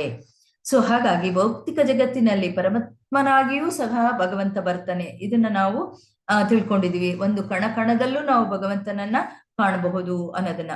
ಇದನ್ನು ಬ್ರಹ್ಮ ಸಂಹಿತೆಯಲ್ಲಿ ಸ್ಪಷ್ಟಪಡಿಸಲಾಗಿದೆ. ಅಂದ್ರೆ ಗೋಲೋಕ ಏವ ನಿವಸತಿ, ಅಂದ್ರೆ ಭಗವಂತನ ಒಂದು ಧಾಮ ಮಾತ್ರ ಅಲ್ಲಿ ಇರುವಂತದ್ದು ಅನ್ನೋದನ್ನ ಬ್ರಹ್ಮ ಸಂಹಿತೆಯಲ್ಲೂ ತಿಳಿಸಿದ್ದಾರೆ. ವೈಕುಂಠ ಗೋಲೋಕ ವೃಂದಾವನದಲ್ಲಿ ಪರಿಪೂರ್ಣವಾಗಿ ಮತ್ತು ಶಾಶ್ವತವಾಗಿ ಇದ್ದರೂ ಸರ್ವಾಂತರ್ಯಾಮಿಯಾಗಿ, ಅಂದ್ರೆ ಅಖಿಲಾತ್ಮಭೂತಃ ಭಗವಂತನ ಸರ್ವಾಂತರ್ಯಾಮಿ ಸ್ವರೂಪವನ್ನು ಪರಮಾತ್ಮ ಎಂದು ಕರೆಯುತ್ತಾರೆ. ಅಂದ್ರೆ ಭಗವಂತ ಎಲ್ಲೆಲ್ಲೂ ಇರುವಂಥದ್ದು, ಎಲ್ಲವೂ ಭಗವಂತನಲ್ಲಿ ಇದೆ ಅನ್ನೋದನ್ನ ನಾವು ಈಶಾವಾಸ್ಯ ತತ್ವದಿಂದ ಅರ್ಥ ಮಾಡ್ಕೊಂಡಾಗ ಈ ಒಂದು ಶಾಶ್ವತತೆ ಏನಿದೆ ಅದು ಭಗವಂತನೇ ಅನ್ನೋದನ್ನ ನಾವು ಅರ್ಥ ಮಾಡ್ಕೊಳ್ಳೋದಿಕ್ಕೆ ಸಾಧ್ಯ ಆಗತ್ತೆ. ಭಗವದ್ಗೀತೆಯಲ್ಲಿ ಅಹಂ ಕೃತ್ಸ್ನಸ್ಯ ಜಗತಃ ಪ್ರಭವಃ ಎಂದು ಹೇಳಿದೆ. ಅಂದ್ರೆ ಜಗತ್ತು ಪರಮಪ್ರಭುವಿನ ಶಕ್ತಿಯ ಅಭಿವ್ಯಕ್ತಿ. ಅಂದ್ರೆ ಯಾವುದೇ ಒಂದು ಲೋಕವಾಗಿರ್ಲಿ ಭಗವಂತನ ಪ್ರಮುಖವಾದಂತಹ 3 ಶಕ್ತಿಗಳು ಅಲ್ವಾ, ಅಂತರಂಗ ಶಕ್ತಿ, ಬಹಿರಂಗ ಶಕ್ತಿ ಮತ್ತೆ ತಟಸ್ಥ ಶಕ್ತಿ. ಆದ್ರೆ ಅಂತರಂಗ ಶಕ್ತಿಯಿಂದ ಆದಂತಹ ಆ ಲೋಕಗಳು ಅಂದ್ರೆ ಯಾವುದು, ವೈಕುಂಠ ಲೋಕಗಳು, ಗೋಲೋಕ, ಇವೆಲ್ಲ ಶಾಶ್ವತವಾಗಿರುವಂಥದ್ದು. ಅಂದ್ರೆ ಆ ಒಂದು ಶಕ್ತಿ ಹೇಗಿದೆ ಅಂದ್ರೆ ಅಪಾರವಾಗಿರುವಂಥದ್ದು. ಆದ್ರೆ ಬಹಿರಂಗ ಶಕ್ತಿಯಿಂದ ಆದಂತಹ ಲೋಕಗಳೇನಿದೆ ಅದು ಆಗುವಂಥದ್ದು ಮತ್ತೆ ನಾಶವೂ ಆಗುವಂಥದ್ದು. ಸೊ ಹಾಗಾಗಿ ಅದೂ ಸಹ ಭಗವಂತನ ಒಂದು ಶಕ್ತಿಗಳೇ ಅನ್ನೋದನ್ನ ನಾವಿಲ್ಲಿ ಅರ್ಥ ಮಾಡ್ಕೋಬೇಕು. ಯಾವುದೂ ಸಹ ಭಗವಂತನ ಅಲ್ಲದೆ ಇರುವಂಥದ್ದು ಏನೂ ಇಲ್ಲ ಇಲ್ಲಿ ಅಂತ. ಸೊ ಜಗತ್ತು ಪರಮ ಪ್ರಭುವಿನ ಶಕ್ತಿಯ ಅಭಿವ್ಯಕ್ತಿ. ಯಾವ ಜಗತ್ತು? ಈ ಒಂದು ಭೌತಿಕ ಜಗತ್ತು. ಸೊ ಹಾಗಾಗಿ ಇಲ್ಲಿ ಭಗವದ್ಗೀತೆ 7ನೇ ಪಾಯಿಂಟ್ 4ರಲ್ಲಿ ಹೇಳೋ ಹಾಗೆ, ಭೂಮಿರಾಪೋಲೋ ವಾಯು ಕಮ್ಮನೋ ಬುದ್ಧಿರೇವಚ ಅಹಂಕಾರ ಇತಿಯಮ್ಮೆ ಭಿನ್ನ ಪ್ರಕೃತಿರಷ್ಟದ. ಸೊ ಅಂದ್ರೆ ಅವನ ಒಂದು ಪೃಥ್ವಿ, ಆಪ, ತೇಜಸ್ಸು, ವಾಯು, ಆಕಾಶ, ಮನಸ್ಸು, ಬುದ್ಧಿ, ಅಹಂಕಾರ ಇವೆಲ್ಲವೂ ಸೇರಿ ಭೌತ ವಸ್ತುಗಳು. ಇದು ಭಗವಂತನ ಅಪರಾಶಕ್ತಿ. ಆದ್ರೆ ಅದನ್ನ ಬಿಟ್ಟು ಇನ್ನೂ ಒಂದು ಶಕ್ತಿ ಇದೆ. ಅಪರೇಯಂ ಇತಸ್ತನ್ಯಾಂ ಪ್ರಕೃತಿಂ ವಿದ್ಧಿ ಮೇ ಪರಾಂ ಜೀವಭೂತ ಮಹಾಬಾಹೋ ಏದಂ ದಾರ್ಯತೆ ಜಗತ್. ಅಂದ್ರೆ ಭಗವಂತನ ಒಂದು ಸುಪೀರಿಯರ್ ಅಂದ್ರೆ ಪರಾಶಕ್ತಿ, ಅದು ಜೀವಾತ್ಮಗಳು. ಸೊ ಭಗವಂತನ ಶಕ್ತಿಗಳು, ಭಗವಂತನಿಗೂ ಏನೂ ಭೇದ ಇರುವುದಿಲ್ಲ. ಅಸ್ತಿತ್ವದಲ್ಲಿರುವ ಪ್ರತಿಯೊಂದು ನಿರಾಕಾರ ಸ್ವರೂಪದ ಕೃಷ್ಣನೇ. ಸೊ ನಾವು ಏನನ್ನ ನೋಡ್ತೀವೋ, ಈಗ ಪಂಚಮಹಾಭೂತಗಳು, ಮನಸ್ಸು, ಬುದ್ಧಿ, ಅಹಂಕಾರ ಇವೆಲ್ಲ ಹೇಳಿದ್ರು. ಸೊ ಆದ್ರೆ ಎಲ್ಲವೂ ಸಹ ಭಗವಂತನೇ ಅನ್ನೋದನ್ನ ಇಲ್ಲಿ ನಾವು ತಿಳ್ಕೊಬೇಕಾಗತ್ತೆ. ಸೊ ಬಿಸಿಲು, ಸೂರ್ಯನ ಬೆಳಕು, ಶಾಖಗಳು ಸೂರ್ಯನಿಂದ ಬೇರೆ ಅಲ್ಲ ಅನ್ನುವಂಥದ್ದು ನಾವು ಯಾವಾಗ ಅರ್ಥ ಮಾಡ್ಕೊಳ್ತೀವೋ ಆವಾಗ ಪ್ರಕಟಿತವಾಗಿರುವಂತಹ ಎಲ್ಲ ಶಕ್ತಿಗಳು ಸಹ ಭಗವಂತನೇ. ಹಾಗಾಗಿ ಎಲ್ಲವೂ ನಾನೇ ಅಂತ ಭಗವಂತ ಯಾಕೆ ಹೇಳ್ತಾ ಇದ್ದಾನೆ ಅನ್ನೋದು ನಾವು ಅರ್ಥ ಮಾಡ್ಕೊಳ್ಳೋದಿಕ್ಕೆ ಸಾಧ್ಯ ಆಗತ್ತೆ. ಸೊ ಭಗವಂತ ಬೇರೆ ಅಲ್ಲ, ಭಗವಂತನ ಶಕ್ತಿಗಳು ಅವನಿಂದ ಬೇರೆ ಅಲ್ಲ ಅನ್ನೋದನ್ನು ಸಹ ಇಲ್ಲಿ ತಿಳಿಸ್ತಾ ಇದ್ದಾರೆ. ಯೋ ವಶಿಷ್ಯೇತ ಸೋಸ್ಮಿ ಅಹಂ ಎಂಬ ಮಾತು ಸೃಷ್ಟ ಜಗತ್ತು ನಾಶವಾದ ಮೇಲೆ ಉಳಿಯುವನು ಭಗವಂತ ಎಂಬುದನ್ನು ಸೂಚಿಸುತ್ತದೆ. ಅಂದ್ರೆ ಹೇಗೆ ಎಲ್ಲವೂ ಭಗವಂತನಿಂದ ಬಂದಿದೆ ಅನ್ನೋದನ್ನ ನಾವು ಅರ್ಥ ಮಾಡ್ಕೊಂಡಾಗ ಇಲ್ಲಿ ಮತ್ತ ಪರತರಂ ನಾನ್ಯತ್ ಕಿಂಚಿದಸ್ತಿ ಧನಂಜಯ ಮಯಿ ಸರ್ವಮಿದಂ ಪೋತ್ರಂ ಸೂತ್ರೇ ಮಣಿಗಣ ಇವ ಅಂತ ಹೇಳಿದ್ರು. ಯಾಕೆ ಹೇಳಿದ್ರು? ಏನೇನು ನಾವು ನೋಡ್ತೀವೋ ಎಲ್ಲವೂ ಭಗವಂತನನ್ನ ಅವಲಂಬಿಸಿರುವಂತದ್ದು, ಮತ್ತೆ ಎಲ್ಲವೂ ಭಗವಂತನಿಂದಲೇ ಬಂದಿರುವಂತದ್ದು. ಸೊ ಹೇಗೆ ಒಂದು ಮಣಿಗಳ ಹಾರ, ಆ ಒಂದು ಹಾರದಲ್ಲಿ ಆ ಒಂದು ದಾರ ಕಾಣೋದಿಲ್ಲ, ಆದ್ರೆ ಆ ಎಲ್ಲ ಮಣಿಗಳನ್ನ ಹಿಡಿದಿಟ್ಕೊಂಡಿರತ್ತೆ, ಅದನ್ನ ನಾವು ಭಗವಂತನಿಗೆ ಹಾಕ್ಬಹುದು. ಅದೇ ರೀತಿಯಲ್ಲಿ ಎಲ್ಲವೂ ಸಹ ಭಗವಂತನನ್ನ ಅವಲಂಬಿಸಿರುವಂತದ್ದು ಅನ್ನೋದನ್ನ ನಾವಿಲ್ಲಿ ಅರ್ಥ ಮಾಡ್ಕೋಬೇಕು. ಸೊ ಭಗವಂತ ನಿತ್ಯವಾಗಿರುವಂತವನು. ಸೊ ಅವನ ಪರಮ ಪ್ರಭುವಿನ ಅಂತರಂಗ ಶಕ್ತಿಗೆ ಸೇರಿರುವಂಥದ್ದು ಅದು ನಿತ್ಯ. ಬಾಹ್ಯ ಅಭಿವ್ಯಕ್ತಿಯನ್ನು, ಅವತಾರವನ್ನು ಹಿಂದೆಗೊಂಡಾಗ ಗೋಲೋಕ ಮತ್ತು ಉಳಿದ ವೈಕುಂಠ ಲೋಕಗಳ ಆಧ್ಯಾತ್ಮಿಕ ಲೋಕಗಳು ಭೌತ ಜಗತ್ತಿನ ಕಾಲದ ಕಟ್ಟುಪಾಡಿಗೆ ಒಳಪಡದೆ ಮುಂದುವರಿಯುತ್ತವೆ. ಕಾಲಕ್ಕೆ ಆಧ್ಯಾತ್ಮಿಕ ಲೋಕದಲ್ಲಿ ಅಸ್ತಿತ್ವವೇ ಇಲ್ಲ. ನಾನಾಗ್ಲೇ ಹೇಳ್ದಂಗೆ ಅರುಣೋದಕ ಶಾಯಿ ವಿಷ್ಣುವಿನ ಒಂದು ಉಸಿರಾಟದ ಅಷ್ಟೇ ಅವಧಿಯಲ್ಲಿ ಈ ಒಂದು ಬ್ರಹ್ಮಾಂಡಗಳಿರುವಂಥದ್ದು. ಅದಕ್ಕೆ ಬ್ರಹ್ಮನ ಒಂದು ಆಯಸ್ಸು, ಆ ಆಯಸ್ಸಿನಲ್ಲೂ ಸಹ ಆ ಒಂದು ದಿನದ ಮಟ್ಟಿಗೆ ಒಂದು ಪಾರ್ಷಲ್ ಪ್ರಳಯ ಆಗುವಂಥದ್ದು. ಅವನ 100 ವರ್ಷಗಳು ಮುಗಿದಾದ್ಮೇಲೆ ಪೂರ್ಣ ಪ್ರಳಯ ಆಗುವಂಥದ್ದು. ಇದೆಲ್ಲ ಯಾರಿಗೆ ಸೇರಿರುವಂಥದ್ದು? ಇದೆಲ್ಲ ಭೌತಿಕ ಜಗತ್ತಿಗೆ ಆ ಕಾಲ ಅನ್ನುವಂಥದ್ದು ಸೇರಿರುವಂಥದ್ದು. ಆದ್ರೆ ಆಧ್ಯಾತ್ಮಿಕ ಜಗತ್ತಿನಲ್ಲಿ ಕಾಲದ ಅಸ್ತಿತ್ವವೇ ಇಲ್ಲ. ಹಾಗಾಗಿ ಅಂತಹ ಒಂದು ಜಗತ್ತಿನಲ್ಲಿ ಎಲ್ಲವೂ ಶಾಶ್ವತವಾಗಿರುವಂಥದ್ದು. ಸೊ ಅಂತಹ ಶಾಶ್ವತವಾಗಿರುವಂತಹ ಧಾಮವನ್ನ ಯಾರು ಸೇರ್ತಾರೋ ಅಂತವರು ಮತ್ತೆ ಈ ಐಹಿಕ ಜಗತ್ತಿಗೆ ಬರಬೇಕಾದಂತಹ ಒಂದು ಪ್ರಮೇಯ ಇಲ್ಲ ಅನ್ನೋದನ್ನ ಇಲ್ಲಿ ಹೇಳ್ತಾ ಇದ್ದಾರೆ. ಅಂತಹ ಒಂದು ಭಗವದ್ಧಾಮಕ್ಕೆ ಹೋಗುವಂತಹ ಪ್ರಯತ್ನವನ್ನ ಯಾರು ಮಾಡ್ತಾರೋ ಭಕ್ತಿ ಯೋಗದ ಮೂಲಕ ಅವರು ಭಗವಂತನ ಧಾಮವನ್ನ ತಲುಪಬಹುದು ಅನ್ನೋದನ್ನು ನಾವು ತಿಳ್ಕೊಳ್ಳೋಣಂತೆ ಮುಂದೆ. ಹರೇ ಕೃಷ್ಣ. ಮಾತಾಜಿ, ಈ ಶ್ಲೋಕಗಳು ಸ್ವಲ್ಪ ದೊಡ್ಡದಾಗಿದೆ, ಓದ್ಲ ಶ್ಲೋಕನ. ಋತೇರ್ಥಂ ಯತ್ ಪ್ರತೀಯೇತ ನ ಪ್ರತೀಯೇತ ಚಾತ್ಮನಿ ತದ್ವಿದ್ಯಾತ್ ಆತ್ಮನೋ ಮಾಯಾಂ ಯಥಾ ಭಾಸೋ ಯಥಾ ತಮಃ. ರಿಪೀಟ್ ಮಾಡ್ತೀರಾ? ಋತೇರ್ಥಂ ಯತ್ ಪ್ರತೀಯೇತ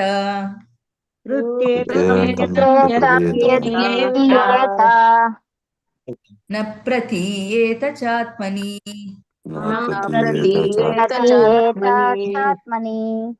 ತದ್ವಿದ್ಯಾತ್ ಆತ್ಮನೋ ಮಾಯಾಂ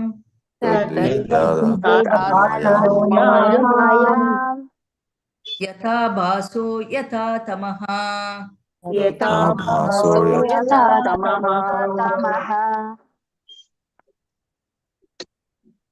ಹರೇ ಕೃಷ್ಣ.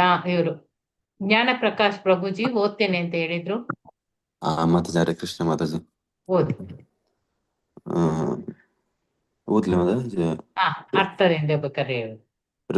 ಋತೆ ಇಲ್ಲದೆ ಅರ್ಥಂ ಬೆಲೆ ಯತ್ ಯಾವುದು ಪ್ರತಿಯೇತ ಕಾಣುತ್ತದೆ ನಾ ಇಲ್ಲ ಪ್ರತಿಯೇತ ಕಾಣುತ್ತದೆ ಚ ಖಂಡಿತವಾಗಿ ಆತ್ಮನಿ ನನ್ನಲ್ಲಿ ತತ್ ಅದು ವಿದ್ಯಾ ತಿಳಿದುಕೊಳ್ಳಬೇಕು ಆತ್ಮನಃ ನನ್ನ ಮಾಯಾಂ ಮಾಯೆಯನ್ನು ಯಥಾ ಹೇಗೆ ಆಭಾಸ ಪ್ರತಿಫಲನೆ ಯಥಾ ಹೇಗೆ ತಮ ಕತ್ತಲೆ. ಶ್ರೀಲ ಪ್ರಭುಪಾದ ಕಿ ಜೈ. ಅನುವಾದ: ನಾನಿಲ್ಲದೆ ಯಾವುದು ಸತ್ಯವೆಂದು ಕಾಣುತ್ತದೋ ಅದು ಖಂಡಿತವಾಗಿ ನನ್ನ ಮಾಯಾಶಕ್ತಿ, ಏಕೆಂದರೆ ನಾನಿಲ್ಲದೆ ಯಾವುದು ಇರಲು ಸಾಧ್ಯವಿಲ್ಲ. ಅದು ನೆರಳಿನಲ್ಲಿ ನಿಜವಾದ ಬೆಳಕು ಪ್ರತಿಫಲಿಸಿದಂತೆ. ಬೆಳಕಿನಲ್ಲಿ ನೆರಳು ಇಲ್ಲ, ಪ್ರತಿಫಲನವೂ ಇಲ್ಲ.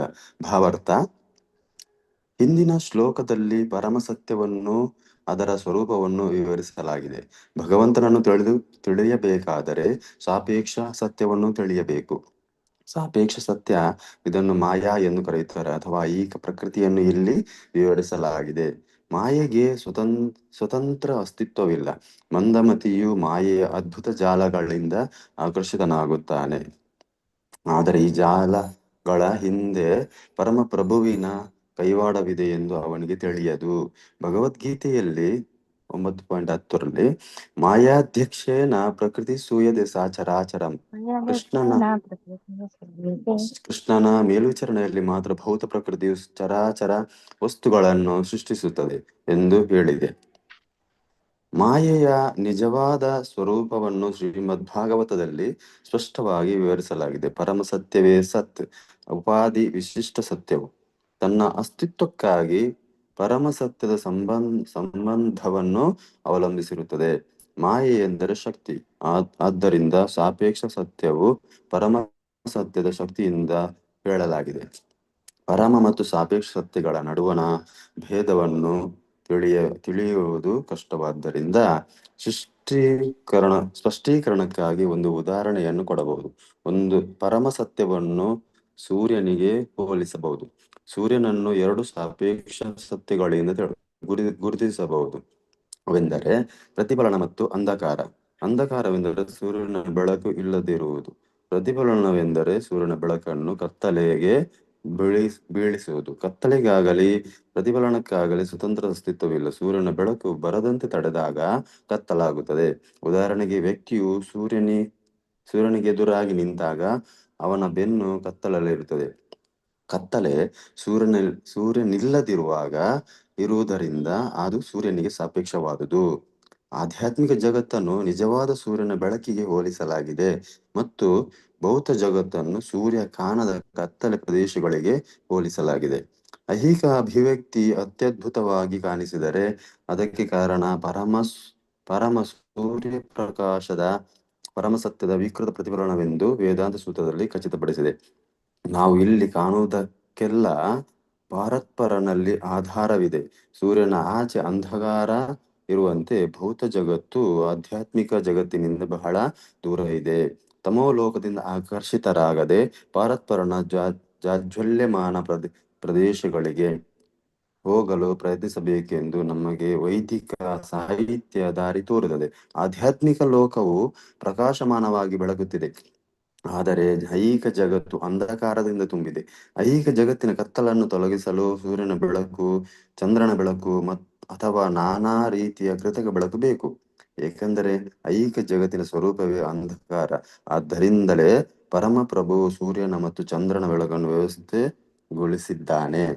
ಆದರೆ ಭಗವದ್ಧಾಮದಲ್ಲಿ ಸೂರ್ಯನ ಬೆಳಕಿನ, ಚಂದ್ರನ ಬೆಳಕಿನ ಅಥವಾ ವಿದ್ಯುತ್ ಬೆಳಕಿನ ಅವಶ್ಯಕತೆ ಇಲ್ಲ, ಏಕೆಂದರೆ ಅಲ್ಲಿ ಎಲ್ಲವೂ ಸ್ವಯಂ ಪ್ರಕಾಶಿ ಎಂದು ಭಗವದ್ಗೀತೆಯಲ್ಲಿ ವರ್ಣಿಸಲಾಗಿದೆ 5.6ರಲ್ಲಿ. ಸಾಪೇಕ್ಷವಾದ ನಶ್ವರವಾದ ಪರಮಸತ್ಯದಿಂದ ದೂರವಾದದ್ದನ್ನು ಮಾಯಾ ಅಥವಾ ಅಜ್ಞಾನ ಎಂದು ಕರೆಯುತ್ತಾರೆ. ಈ ಮಾಯೆಯು ಭಗವದ್ಗೀತೆಯಲ್ಲಿ ಹೇಳಿರುವಂತೆ 2 ರೀತಿಯಲ್ಲಿ ಪ್ರಕಟವಾಗಿದೆ. ಕೀಳು ತೆರನ ಮಾಯೆ ಎಂದರೆ ಜಡವಸ್ತು, ಉತ್ತಮ ತೆರನ ಮಾಯೆ ಎಂದರೆ ಜೀವಿ. ಈ ಸಂದರ್ಭದಲ್ಲಿ ಮಾತ್ರ ಜೀವಿಗಳನ್ನು ಮಾಯೆಯಿಂದ ಕೂಡಿದವರು ಎಂದು ಹೇಳುತ್ತಾರೆ, ಏಕೆಂದರೆ ಅವರು ಐಹಿಕ ಜಗತ್ತಿನ ಮಾಯಾ ಜಾಲಗಳಿಗೆ ಸಿಲುಕುತ್ತಾರೆ. ವಾಸ್ತವವಾಗಿ ಜೀವಿಗಳು ಮಾಯಾ ಸ್ವರೂಪದವರಲ್ಲ, ಏಕೆಂದರೆ ಅವರು ಪರಮ ಪ್ರಭುವಿನ ಪರಮ ಶಕ್ತಿಯ ಅಂಗಗಳು. ಮತ್ತು ತಮಗೆ ಮಾಯಾಲೇಪ ಬೇಕಿಲ್ಲದಿದ್ದರೆ ಹಾಗೇ ಇರಬಹುದು. ಆಧ್ಯಾತ್ಮಿಕ ಜಗತ್ತಿನಲ್ಲಿ ಜೀವಿಗಳ ಕಾರ್ಯಚಟುವಟಿಕೆಗಳು ಮಿಥ್ಯಾ ಸ್ವರೂಪದವಲ್ಲ. ಅವು ಮುಕ್ತಾತ್ಮರ ನಿಜವಾದ ನಿತ್ಯವಾದ ಚಟುವಟಿಕೆಗಳು. ಹರೇ ಕೃಷ್ಣ ಮಾತಾಜಿ. ಹರೇ ಧನ್ಯವಾದಗಳು ಕೃಷ್ಣ. ಪ್ರಭುಜಿ. ಹಾ ಹರೇ ಕೃಷ್ಣ. ಸೊ ಇಲ್ಲಿ ಮಾಯೆಯ ಬಗ್ಗೆ ಹೇಳ್ತಾ ಇದ್ದಾರೆ. ಸೊ ಈಗ ಸೃಷ್ಟಿ ಆಯ್ತು. ಆ ಸೃಷ್ಟಿಯಾದಂತಹ ಒಂದು ಜಗತ್ತಿನಲ್ಲಿ, ಭೌತಿಕ ಜಗತ್ತಿನಲ್ಲಿ ಭಗವಂತ ಜೀವಿಗಳನ್ನ ಇಳಿಸ್ತಾನೆ. ಆದ್ರೆ ಆ ಒಂದು ಜೀವಿಗಳ ಯಾರ ಒಂದು ಇದರಲ್ಲಿ ಅಧೀನದಲ್ಲಿ ಇರ್ತಾರೆ ಅಂದಾಗ ಇಲ್ಲಿ ಆ ಒಂದು ಸತ್ಯವನ್ನ ನಾವು ಅರ್ಥ ಮಾಡ್ಕೋಬೇಕು. ಅಲ್ಲಿ ಇರುವಂಥದ್ದು ಮಾಯೆಯ ಒಂದು ಅಡಿಯಲ್ಲಿ ಎಲ್ಲಾ ಜೀವಿಗಳು ಇರುವಂಥದ್ದು. ಇದು ಸಾಪೇಕ್ಷವಾದಂತಹ ಸತ್ಯ ಅನ್ನೋದನ್ನ ಇಲ್ಲಿ ಹೇಳ್ತಾ ಇದ್ದಾರೆ. ಸೊ ಯಾವುದೇ ಆಗಿರ್ಲಿ, ಮಾಯೆಯೇ ಆಗಿರ್ಲಿ, ಆಧ್ಯಾತ್ಮಿಕ ಜಗತ್ತಿನ ಒಂದು ಅಂತರ ಶಕ್ತಿಯೇ ಆಗಿರ್ಲಿ, ಎಲ್ಲವೂ ಸಹ ಭಗವಂತನಿಂದನೇ ಬಂದಿರುವಂಥದ್ದು. ಹಾಗಾಗಿ ನಾನಿಲ್ಲದೆ ಯಾವ ಸತ್ಯವೆಂದು ಕಾಣುತ್ತದೆಯೋ ಅದು ಖಂಡಿತವಾಗಿಯೂ ಮಾಯಾಶಕ್ತಿ. ಯಾವುದನ್ನ ನಾವು ಭಗವಂತ ಅಲ್ಲ, ಅಲ್ಲಿ ಭಗವಂತ ಇಲ್ಲ ಅಂತ ನಾವು ತಿಳಿಯುತ್ತೀವೋ ಅದು ಮಾಯೆ ಅನ್ನೋದನ್ನ ನಾವು ಸರಿಯಾಗಿ ಅರ್ಥ ಮಾಡ್ಕೋಬೇಕು. ಏಕೆಂದರೆ ನಾನಿಲ್ಲದೆ ಯಾವುದೂ ಇರಲ್ಲ. ಸೊ ಇದು ತುಂಬಾ ಮುಖ್ಯವಾಗಿರುವಂಥದ್ದು. ಯಾವುದು ಇಲ್ಲ, ಅಲ್ಲಿ ಭಗವಂತ ಇಲ್ಲ ಅಂತಂದ್ರೆ ಅದು ಖಂಡಿತವಾಗ್ಲೂ ಅದು ಮಾಯೆ. ಅದು ನೆರಳಿನಲ್ಲಿ ನಿಜವಾದ ಬೆಳಕು ಪ್ರತಿಫಲಿಸಿದಂತೆ ಬೆಳಕಿನಲ್ಲಿ ನೆರಳು ಇಲ್ಲ, ಪ್ರತಿಫಲನವೂ ಇಲ್ಲ. ಸೊ ಈಗ ಭೌತಿಕ ಜಗತ್ತನ್ನೇ ಆಧ್ಯಾತ್ಮ ಜಗತ್ತಿನ ಒಂದು ಪ್ರತಿಬಿಂಬ ಅಂತ ಹೇಳ್ತಾರೆ. ಸೊ ಹಾಗಾಗಿ ಇದೆಲ್ಲವೂ ಸಹ ಒಂದು ಪ್ರತಿಬಿಂಬ ಆದಾಗ ಇದು ಯಾವುದೂ ಸಹ ಸತ್ಯ ಅಲ್ಲ. ಸೊ ಸತ್ಯ ಅಲ್ಲದೆ ಇರೋದ್ರಲ್ಲಿ ನಾವು ಸತ್ಯವನ್ನ ಹುಡುಕುವಂಥದ್ರಲ್ಲಿ ನಮ್ಮದು ಯಾವುದೇ ರೀತಿಯಾದಂತಹ ಪ್ರಯೋಜನ ಇಲ್ಲ. ಸೊ ಹಾಗಾಗಿ ಎಲ್ಲದರಲ್ಲೂ ಭಗವಂತನನ್ನ ಕಾಣ್ದಾಗ ಮಾತ್ರ ನಾವು ಆ ಒಂದು ಸತ್ಯವನ್ನ ತಿಳಿಯೋದಿಕ್ಕೆ ಸಾಧ್ಯ ಆಗತ್ತೆ. ಹೀಗೆ ಹಿಂದಿನ ಶ್ಲೋಕದಲ್ಲಿ ನಾವು ಪರಮ ಸತ್ಯ, ಅದರ ಸ್ವರೂಪ, ಇದರ ಎಲ್ಲ ಬಗ್ಗೆ ತಿಳ್ಕೊಂಡ್ ಬಂದ್ವಿ. ಸೊ ಇಲ್ಲಿ ಮಾಯೆಯ ಬಗ್ಗೆ ಹೇಳ್ತಾ ಇದ್ದಾರೆ. ಸೊ ಮಾಯೆ ಅನ್ನುವಂಥದ್ದು ಸಾಪೇಕ್ಷ ಸತ್ಯ. ಅಂದ್ರೆ ಎಲ್ಲಿ ಯಾವುದು ಭಗವಂತ ಇಲ್ಲ ಅನ್ನೋದು ಅದು ಸಾಪೇಕ್ಷ ಮಾಯೆ. ಸೊ ಹಾಗಾಗಿ ಐಹಿಕ ಪ್ರಕೃತಿಯಲ್ಲಿ ಇದು ಮಾಯೆಗೆ ಸ್ವತಂತ್ರ ಅಸ್ತಿತ್ವ ಇಲ್ಲ. ಅವಳು ಸಹ ಭಗವಂತನ ಒಂದು ಅಡಿಯಲ್ಲಿ ಕೆಲಸ ಮಾಡ್ತಾ ಇರುವಂಥದ್ದು. ಹಾಗಾಗಿ ಮಂದಮತಿ ಆಗಿರುವಂಥವನು ಮಾಯೆಯ ಅದ್ಭುತ ಜಾಲಗಳಿಂದ, ಅಂದ್ರೆ ಅವಳೇನ್ ಮಾಡ್ತಿರ್ತಾಳೆ, ಪ್ರತಿ ಕ್ಷಣವೂ ಆ ಒಂದು ರಜೋಗುಣ ತಮೋಗುಣದಲ್ಲಿ ಆ ಒಂದು ವೈಪರೀತ್ಯವನ್ನ ಮಾಡಿಸ್ತಾ ಇರ್ತಾಳೆ ಎಲ್ಲ ಜೀವಿಗಳಿಗೆ. ಹಾಗಾಗಿ ಅದರಿಂದ ಎಲ್ಲರೂ ಸಹ ಕೃಷ್ಣನಿಗೆ ಒಳಗಾಗ್ತಾರೆ ಅಂತ ನೋಡಿ. ಇಲ್ಲಿ ಮಾಯಾ ಅದ್ಭುತ ಜಾಲ ಅಂತ ಇಲ್ಲಿ ಹೇಳ್ತಾ ಇದ್ದಾರೆ. ಅಂದ್ರೆ ಅವಳು ನಮ್ಮನ್ನ ಆ ಒಂದು ಬಲೆಯಲ್ಲಿ ಇಟ್ಕೊಂಡ್ಬಿಟ್ಟಿದ್ದಾಳೆ. ಸೊ ಹೇಗ್ ಬೇಕಾದ್ರೂ ನಮ್ಮನ್ನ ರಜೋಗುಣದಿಂದ ತಮೋ ಗುಣಕ್ಕೆ, ತಮೋ ಗುಣದಿಂದ ಇನ್ನು ತಮೋ ಗುಣಕ್ಕೆ ಅವಳು ಹೇಗ್ ಬೇಕಾದ್ರೂ ನಮ್ಮನ್ನ ಮಾಡ್ಬೋದು. ಆದ್ರೆ ಈ ಜಾಲಗಳ ಹಿಂದೆ ಪರಮ ಪ್ರಭುವಿನ ಕೈವಾಡ ಇದೆ ಅನ್ನುವಂಥದ್ದು ಕರ್ಮಿ ಆದಂಥವನಿಗೆ ಅಥವಾ ಒಂದು ಜೀವಿ ಆದಂಥವನಿಗೆ, ಭಗವಂತನನ್ನ ತಿಳಿದೇ ಇರುವಂಥವನಿಗೆ ಅರ್ಥ ಆಗೋದಿಲ್ಲ. ಆದ್ರೆ ಭಗವಂತ ನೇರವಾಗಿ ಇಲ್ಲಿ ಹೇಳ್ತಾ ಇದ್ದಾರೆ. ಇಲ್ಲಿ ಭಗವದ್ಗೀತೆಯ 9ನೇ ಅಧ್ಯಾಯದಲ್ಲಿ ಮಯ ದಕ್ಷಿಣ ಪ್ರಕೃತಿ ಸೂಯತೆ ಸಚರಾಚರಂ ಏತು ನಾನೇನ ಕೌಂತೆಯ ಅಂತ ಜಗದ್ವಿಪರಿವರ್ತತೆ ಅಂತ. ಕೃಷ್ಣನ ಮೇಲ್ವಿಚಾರಣೆ ಇಲ್ಲದೆ ಯಾವುದೇ ಒಂದು ಶಕ್ತಿಗಳು ಸಹ ತಮ್ಮ ಕೆಲಸವನ್ನ ಮಾಡೋದಿಕ್ಕೆ ಸಾಧ್ಯವೇ ಇಲ್ಲ. ಸೊ ಹಾಗಾಗಿ ಅದು ಭೌತಿಕ ಶಕ್ತಿ ಆಗಿರ್ಲಿ, ಆಧ್ಯಾತ್ಮಿಕ ಶಕ್ತಿ ಆಗಿರ್ಲಿ, ತಟಸ್ಥ ಶಕ್ತಿಗಳಾಗಿರ್ಲಿ, ಎಲ್ಲರೂ ಸಹ ಭಗವಂತನ ಒಂದು ಶಕ್ತಿಗಳೇ ಆಗಿರುವಂಥದ್ದು. ಎಲ್ಲವೂ ಸಹ ಭಗವಂತನ ಒಂದು ಇಚ್ಛೆಯಿಂದಲೇ ಸಹ ನಡೀತಾ ಇರುವಂಥದ್ದು. ಹಾಗಾಗಿ ಮಾಯೆ ನಿಜವಾದ ಸ್ವರೂಪವನ್ನು ಶ್ರೀಮದ್ ಭಾಗವತದಲ್ಲಿ ಸ್ಪಷ್ಟವಾಗಿ ವಿವರಿಸಲಾಗಿದೆ. ಪರಮ ಸತ್ಯವೇ ಸತ್ ಅಂದ್ರೆ ಉಪಾಧಿ ವಿಶಿಷ್ಟ ಸತ್ಯ ಅಂದ್ರೆ ಅಬ್ಸಲ್ಯೂಟ್ ಟ್ರೂತ್ ಮತ್ತೆ ರಿಲೇಟಿವ್ ಟ್ರೂತ್. ತನ್ನ ಅಸ್ತಿತ್ವಕ್ಕಾಗಿ ಪರಮ ಸತ್ಯದ ಒಂದು ಸಂಬಂಧವನ್ನು ಅವಲಂಬಿಸಿರುವಂಥದ್ದು. ಸೊ ಯಾವ್ದನ್ನ ನಾವು ನಿಜ ಅಂತ ತಿಳ್ಕೊಂಡು ನಾವು ಈ ಒಂದು ಭೌತಿಕ ಜಗತ್ತನ್ನ ಇದೇ ಸತ್ಯ ಅನ್ನೋಂಥದ್ದು ತಿಳಿಯುವಂಥದ್ದು ಅದು ರಿಲೇಟಿವ್ ಟ್ರೂತ್ ಆಗಿರುವಂಥದ್ದು. ಆದ್ರೆ ಪರಮ ಸತ್ಯ ಯಾವುದು ಅನ್ನೋದನ್ನ ನಾವು ಶ್ರೀಮದ್ ಭಾಗವತದಲ್ಲಿ ತಿಳ್ಕೊಂಡಿದ್ದೀವಿ, ಅದು ಭಗವಂತನ ಧಾಮವಾಗಿರುವಂಥದ್ದು. ಆದ್ರೆ ಮಾಯೆ ಎಂದರೆ ಶಕ್ತಿಯೇ. ಆದ್ದರಿಂದ ಸಾಪೇಕ್ಷ ಸತ್ಯವು ಪರಮ ಸತ್ಯದ ಶಕ್ತಿ ಎಂದೇ ಹೇಳಬೇಕು. ಪರಮ ಮತ್ತು ಸಾಪೇಕ್ಷ ಸತ್ಯಗಳ ನಡುವಿನ ಭೇದವನ್ನು ತಿಳಿಯುವುದು ಕಷ್ಟವಾದ್ದರಿಂದ ಸ್ಪಷ್ಟೀಕರಣಕ್ಕಾಗಿ ಒಂದು ಉದಾಹರಣೆಯನ್ನ ಕೊಡಬಹುದು.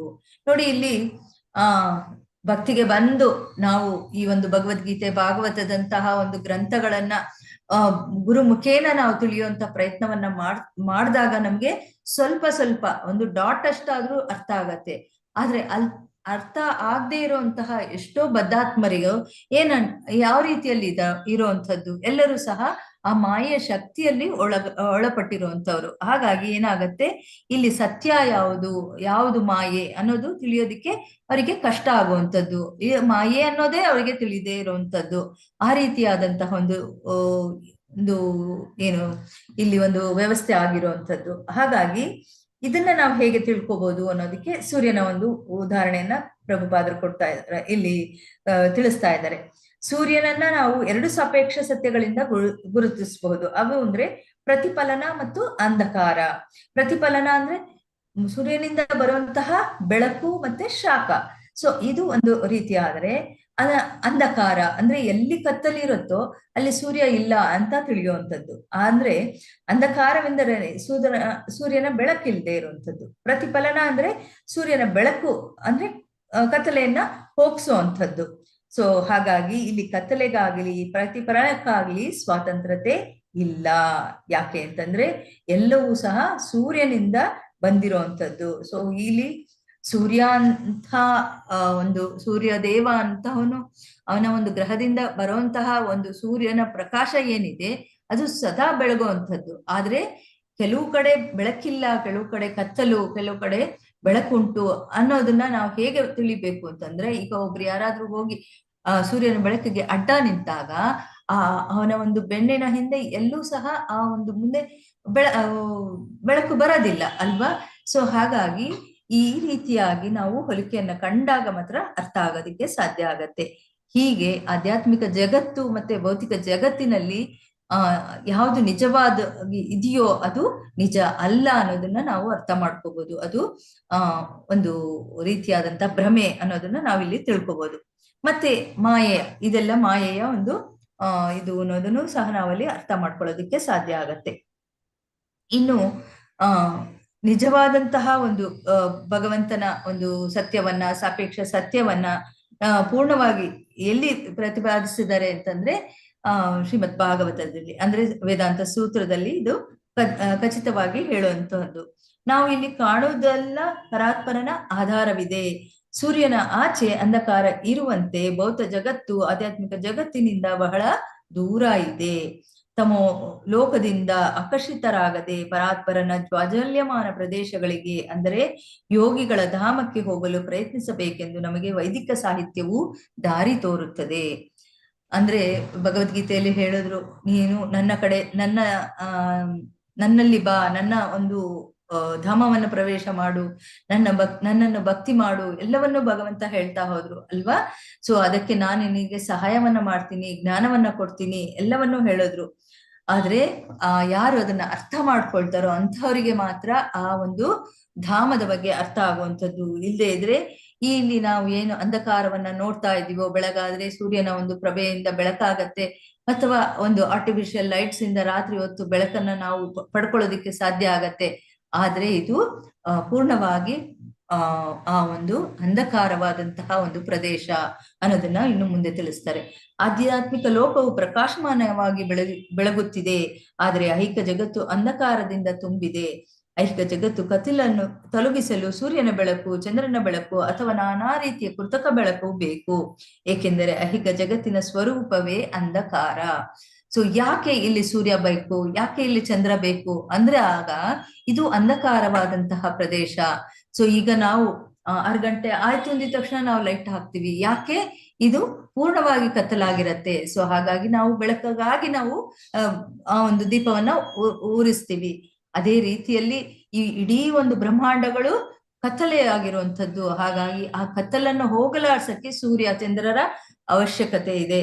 ಆದ್ರೆ ಭಗವಂತನ ಆಧ್ಯಾತ್ಮಿಕ ಲೋಕ ಹೇಗಿದೆ ಅನ್ನೋದನ್ನ ಹೇಳ್ತಾರೆ. ಲೋಕವು ಪ್ರಕಾಶಮಾನವಾಗಿ ಬೆಳಗುತ್ತಿದೆ, ಆದರೆ ಸಾಪೇಕ್ಷವಾದಂತಹ ನಶ್ವರ ಪರಮ ಸತ್ಯದಿಂದ ದೂರವಾದನ್ನು ಮಾಯಾ ಅಲ್ಲ, ಇದು ಬಿಟ್ಟೆ ನಾನು. ಪ್ರಕಾಶಮಾನವಾಗಿ ಬೆಳಗುತ್ತಿದೆ, ಆದರೆ ಐಹಿಕ ಜಗತ್ತು ಅಂಧಕಾರದಿಂದ ತುಂಬಿದೆ.